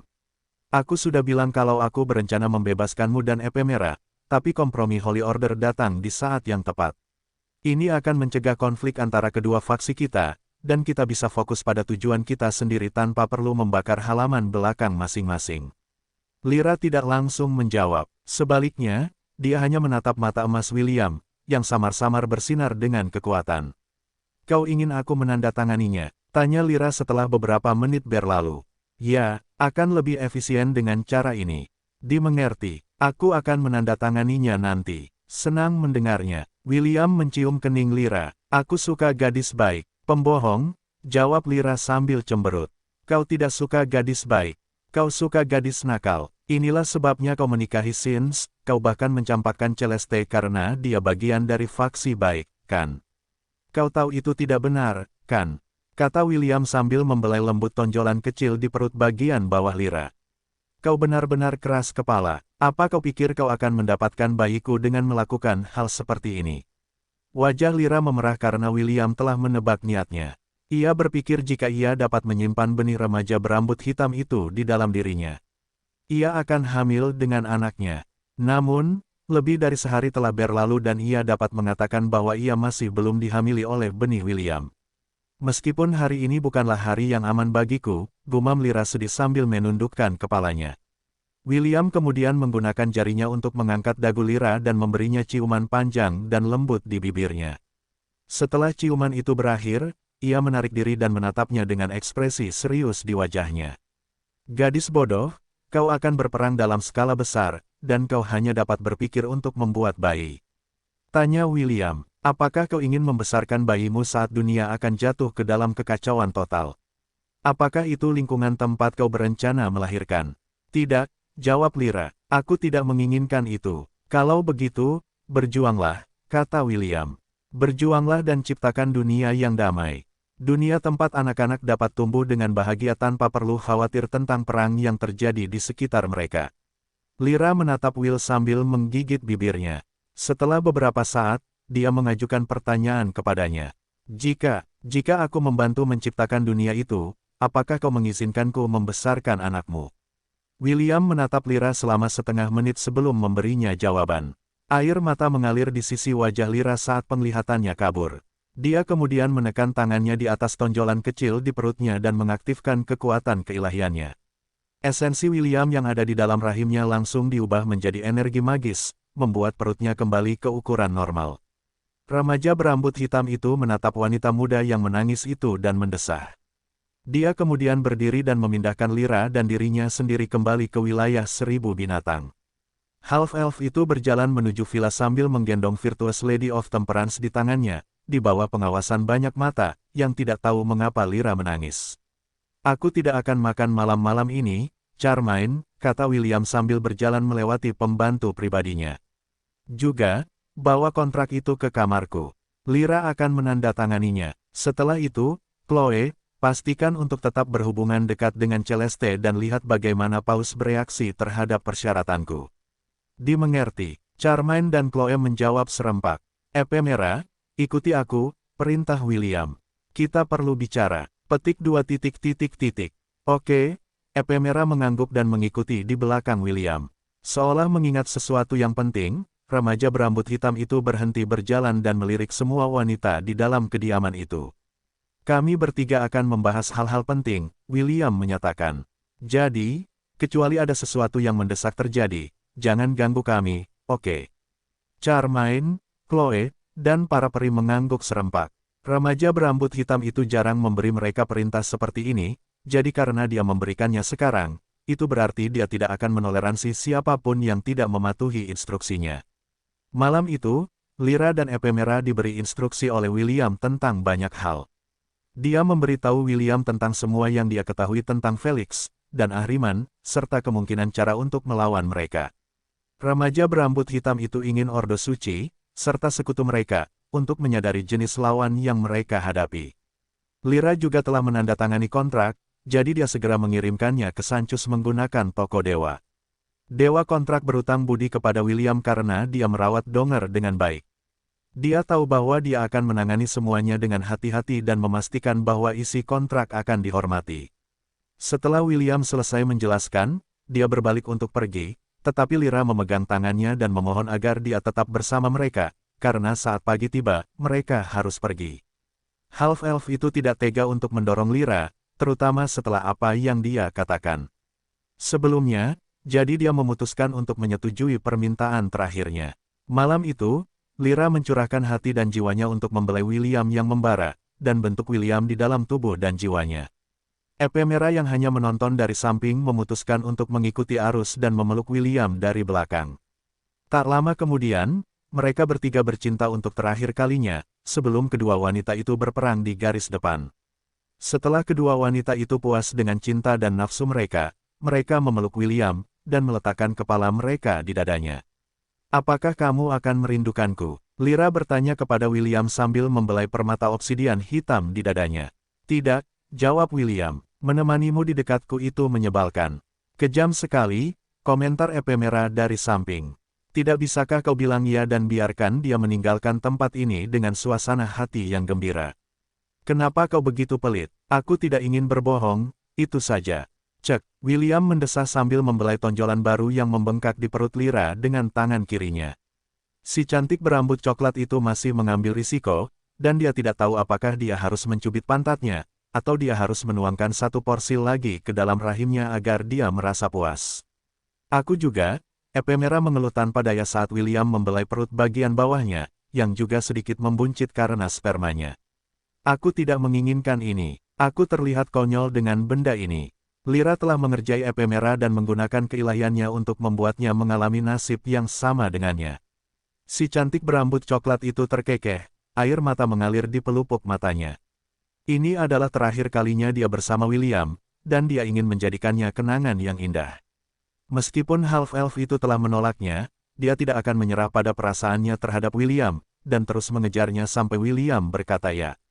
Kurasa aku akan meminta Lady Sprosine untuk membantuku dalam masalah ini, pikir Lyra tentang Dewi Pelindungnya yang selalu mendukungnya dalam apapun yang dia lakukan. Mungkin dia bisa memberiku beberapa nasihat dalam hal cinta agar bisa berhasil. Si cantik berambut coklat itu memejamkan matanya, sambil dipeluk hangat oleh William dengan senyum di wajahnya. Tanda pisah tanda hubung tanda hubung tanda hubung. Sementara itu, di kuil 10.000 dewa. Sudut bibir Gavin berkedut saat dia menatap ketiga dewi cantik di depannya, yang datang ke gubuk kecilnya untuk minum teh bersama. Namun, mereka tidak hanya menginginkan teh dari dewa segala dagang, tetapi juga bantuan. Gavin, laki-laki harus bertanggung jawab atas tindakan mereka, kan? Dewi muda dan cantik yang mengenakan gaun putih bertanya setelah menyesap secangkir teh yang telah disiapkan Gavin untuknya. Pria yang tidak melakukan itu disebut sampah, kan? Sebelum Gavin sempat menjawab, sebuah suara yang kuat dan mengintimidasi menyela. Aku setuju denganmu, Sprosine, dewi cantik lainnya, yang memegang timbangan di satu tangan dan mengarahkan pedangnya ke wajah Gavin, berkomentar. Aku memutuskan apakah seseorang bersalah atau tidak, dan aku mendapati muridmu bersalah. Apa yang harus kau katakan untuk dirimu sendiri, Gavin? Kau tahu bahwa kita dapat membicarakan ini dengan baik, atau kita dapat melakukannya dengan cara yang sulit. Dewi ketiga, yang sebelumnya diam-diam menyesap tehnya, meletakkannya di atas meja kayu dan mencoba menenangkan kedua dewi, yang hampir menikam Gavin jika dia berkata, tidak, atas permintaan mereka. Dia tidak lain adalah Dewi Artemis, yang memimpin binatang buas, perburuan, persalinan, dan kesucian. Sprosine dan Astraea, tolong, jangan gunakan kekerasan, kata Artemis sambil tersenyum. Kita semua adalah dewa, jadi kita harus membahas insiden ini dengan cara yang sopan. Awalnya, Artemis tidak seharusnya datang, tetapi Sprosine dan Astraea menyeretnya karena dia adalah salah satu dewi yang memimpin 7 kebajikan. Alasan utama mengapa kedua dewi memutuskan untuk membawa Artemis adalah karena dia adalah dewi pelindung Celeste. Karena putrinya juga terkait dengan William, keduanya berpikir bahwa kehadirannya akan menekan Gavin agar memaksa William bertanggung jawab atas putri mereka. Aku setuju, dewi muda berpakaian putih itu menganggukkan kepalanya. Mari kita bicarakan ini dengan sopan untuk saat ini. Astraea, tidak akan terlambat untuk turun ke Hestia dan memotong anggota tubuh anak laki-laki itu yang berdosa jika dia tidak setuju untuk bertanggung jawab. Kurasa kau benar. Astraea setuju sambil menurunkan pedang di tangannya dan meletakkannya di samping sebelum menyeruput teh yang telah disiapkan Gavin untuk mereka. Gavin berusaha menjaga ekspresi tenang di wajahnya sambil menatap kedua dewi itu sambil terkekeh dalam hati. Kau ingin turun ke Hestia? Silakan, pikir Gavin. William saat ini sedang bersama Donger. Mari kita lihat apakah kalian berdua tidak akan kembali ke kuil sambil berteriak sekuat tenaga setelah William memberimu 1 atau 2 ronde. Tetap saja, aku tidak dapat menyangkal bahwa ini adalah hal yang merepotkan. Gavin tahu bahwa Dewi Kebajikan adalah sekelompok yang tidak masuk akal. Meskipun mereka biasanya menyendiri hampir sepanjang waktu, mereka seperti sekawanan angsa liar yang berkumpul ketika bulu mereka diacak-acak. William, anakku, tolong, jaga Donger dengan erat di celanamu, desah Gavin. Jika tidak, aku tidak punya pilihan selain meninggalkan kuil untuk sementara waktu dan bersembunyi. Masalah yang kau sebabkan ini membuatku pusing. Sang dewa segala usaha hanya bisa menghibur tamunya, dengan memberi mereka janji-janji yang samar. Ia tidak menyetujui atau menolak tuntutan mereka. Artemis memperhatikan percakapan ini sambil tersenyum. Meskipun ia tidak terlalu menyukai atau tidak menyukai William, ia merasa anak laki-laki itu, yang seharusnya menjadi pengantin pria Celeste, agak menarik. Bab 1130. Silakan jika kau berani. Will, aku tidak akan menyerah. Tolong, menyerahlah. Lyra saat ini sedang memeluk remaja berambut hitam itu, sementara Ephemera sedang menunggu di kapal terbang. Kedua wanita berbudi luhur itu sedang dalam perjalanan pulang, karena kontrak yang telah ia sampaikan melalui Sancus telah ditandatangani, tidak hanya oleh Paus, tetapi juga oleh para wanita berbudi luhur lainnya. Karena itu, Lyra dan Ephemera harus kembali ke Istana Cahaya sesegera mungkin, atau mereka mungkin berpikir bahwa William mencoba menunda perjanjian yang telah mereka tanda tangani dalam kontrak. Si cantik berambut coklat itu mendesah saat ia dengan enggan melangkah mundur. Tepat setelah itu, ia memegang bahu William, berjinjit dan memberinya ciuman sebelum pergi ke kapal terbang tanpa menoleh ke belakang. "Pergilah," perintah Lyra sambil melihat ke depannya.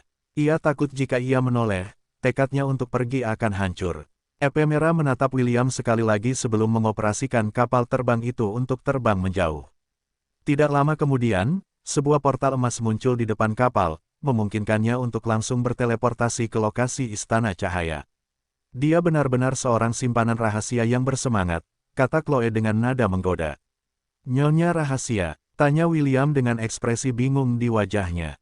"Nyonya rahasia apa?" Chloe menyeringai. "Mereka mengatakan bahwa itu adalah hubungan yang mereka miliki denganmu." William hanya bisa menggelengkan kepalanya tanpa daya pada hubungan yang dideklarasikannya sendiri dengan Lyra dan Ephemera.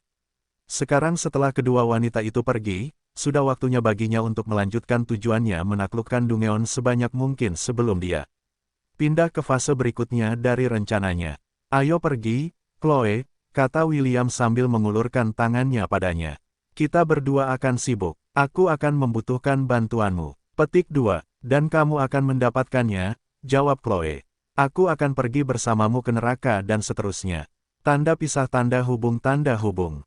Di suatu tempat di benua tengah, Lyra dan Ephemera menatap istana megah yang tidak dapat diakses menggunakan cara biasa. Itu adalah markas besar Ordo Suci Cahaya. Hanya perwira tinggi dari Ordo itu yang bisa memasuki domainnya, dan hanya Paus dan 7 kebajikan yang bisa memasuki bagian terdalamnya. "Kami kembali," kata Ephemera lembut. "Ya," jawab Lyra. "Kau kedengarannya tidak terlalu senang, Lyra." "Aku tidak senang, tapi aku harus melakukan ini. Aku harus menyelamatkan sepupu Will, dan juga memastikan bahwa pewaris kegelapan dan Ahriman dikalahkan. Untuk melindungi Will, aku akan melakukan segala daya untuk menghentikan mereka." "Kau benar-benar jatuh cinta padanya." Dia hanya, Ephemera mengangkat sebelah alisnya. Meskipun dia juga telah menawarkan dirinya dengan sukarela kepada William, dia tidak terlalu tunduk, juga tidak jatuh cinta padanya, seperti Lyra. "Terlalu baik untuk diabaikan, kau tahu." Lyra tersipu. "Aku belum pernah bertemu pria seperti dia." Ephemera memutar matanya saat dia mengarahkan perahu terbang menuju pintu masuk istana. "Yah, aku tidak terlalu peduli apakah kau memujanya atau tidak. Tapi, pastikan untuk bertindak dengan cara yang pantas saat kita berada di sekitar yang lain." "Tentu saja aku tahu itu. Aku tidak bodoh." Petik 2. "Yah, kita akan segera tahu apakah aku bisa mempercayai kata-katamu atau tidak," jawab Ephemera saat kapal mendarat dengan selamat di darat. "Ayo pergi." Lyra mengangguk saat dia mengikuti temannya menuju pintu marmer putih besar yang terbuka untuk memungkinkan mereka masuk. Tanda pisah tanda hubung tanda hubung. Benua Silvermoon. Duduk di meja bundar besar adalah para tetua dari berbagai klan elf yang memerintah para elf. Di tengah-tengah, Aenarion duduk sambil mengamati wajah para elf yang memiliki ekspresi muram di wajah mereka. Siapa yang mengira bahwa kita akan menghadapi bukan hanya satu, tetapi dua ramalan pada saat yang sama. Salah satu tetua menggelengkan kepalanya tanpa daya setelah melihat dokumen di tangannya. Pewaris kegelapan di benua iblis, serta pangeran kegelapan yang berasal dari benua selatan, komentar elf lainnya. Yang satu membenci kita karena mereka gagal menaklukkan tanah kita, yang lain membenci kita karena mencoba menaklukkan tanah mereka. Kita berada dalam posisi yang sulit, dan pewaris kegelapan dapat menginjak-injak kita semua karena kekuatan yang dimilikinya. Kita bisa melupakan pangeran kegelapan untuk saat ini karena dia tidak mampu menembus pertahanan kita. Menurut Byron, sebagian besar prajurit elit half-elf tewas selama bentrokan awalnya dengan pewaris kegelapan, bersama istri-istrinya. Saat ini, dia tidak memiliki kemampuan untuk bergerak tanpa hambatan di sini di tanah kita. Benar sekali. Selain itu, ini adalah tempat kelahiran ibunya. Dia tidak akan menghancurkannya, kan? Tapi, bagaimana kalau dia menyimpan dendam tentang apa yang terjadi di benua selatan? Kau tidak bisa mengesampingkan itu.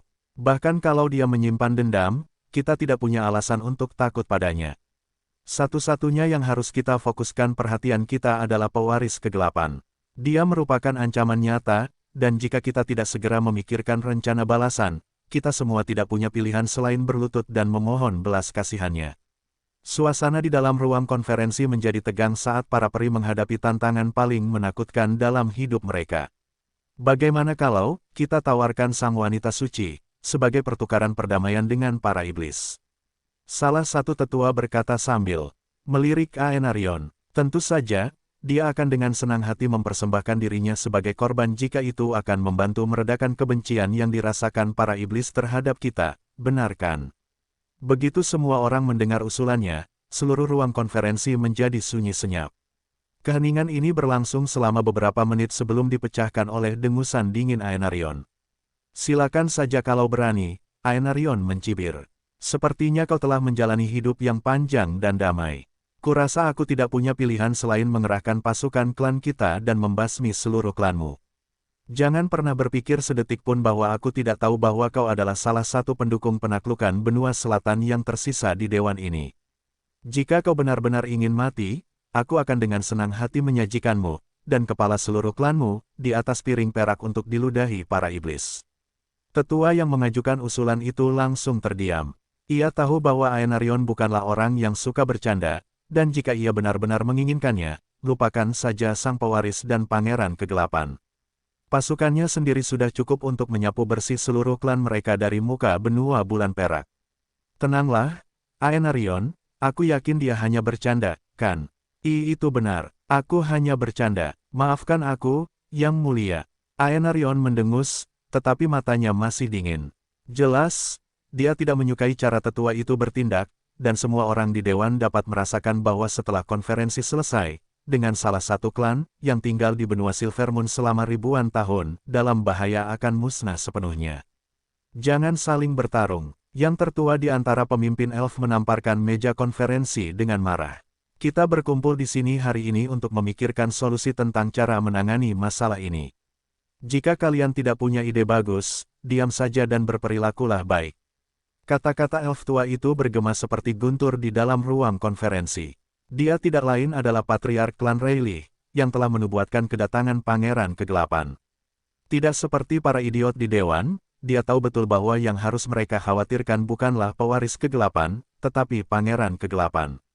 Itu adalah ramalan yang secara langsung memengaruhi para peri, lebih dari ramalan ras iblis. Sang tetua ingin menamparkan semua orang di ruangan itu karena menganggap William adalah orang yang lebih baik daripada Felix, yang membuatnya sangat kesal. Dia lebih suka menyinggung Felix, daripada menyinggung William. Begitu yakinnya dia bahwa orang dalam ramalan yang akan menghancurkan ras mereka adalah William, bukan pangeran berambut hijau dari ras iblis. Jadi, apa yang kepala dewan sarankan agar kita lakukan? Salah satu tetua bertanya. Kami bersedia bekerja sama jika itu dapat membantu kami mengatasi krisis yang sedang kami hadapi saat ini. Semua peri mengangguk sambil memfokuskan pandangan mereka pada Aenarion, dan menunggunya berbicara. Saat ini, kita hanya punya 3 pilihan, jawab Aenarion. Yang pertama adalah bertarung, dan yang kedua adalah meminta bantuan cucuku. Tentu saja, ini tidak akan murah.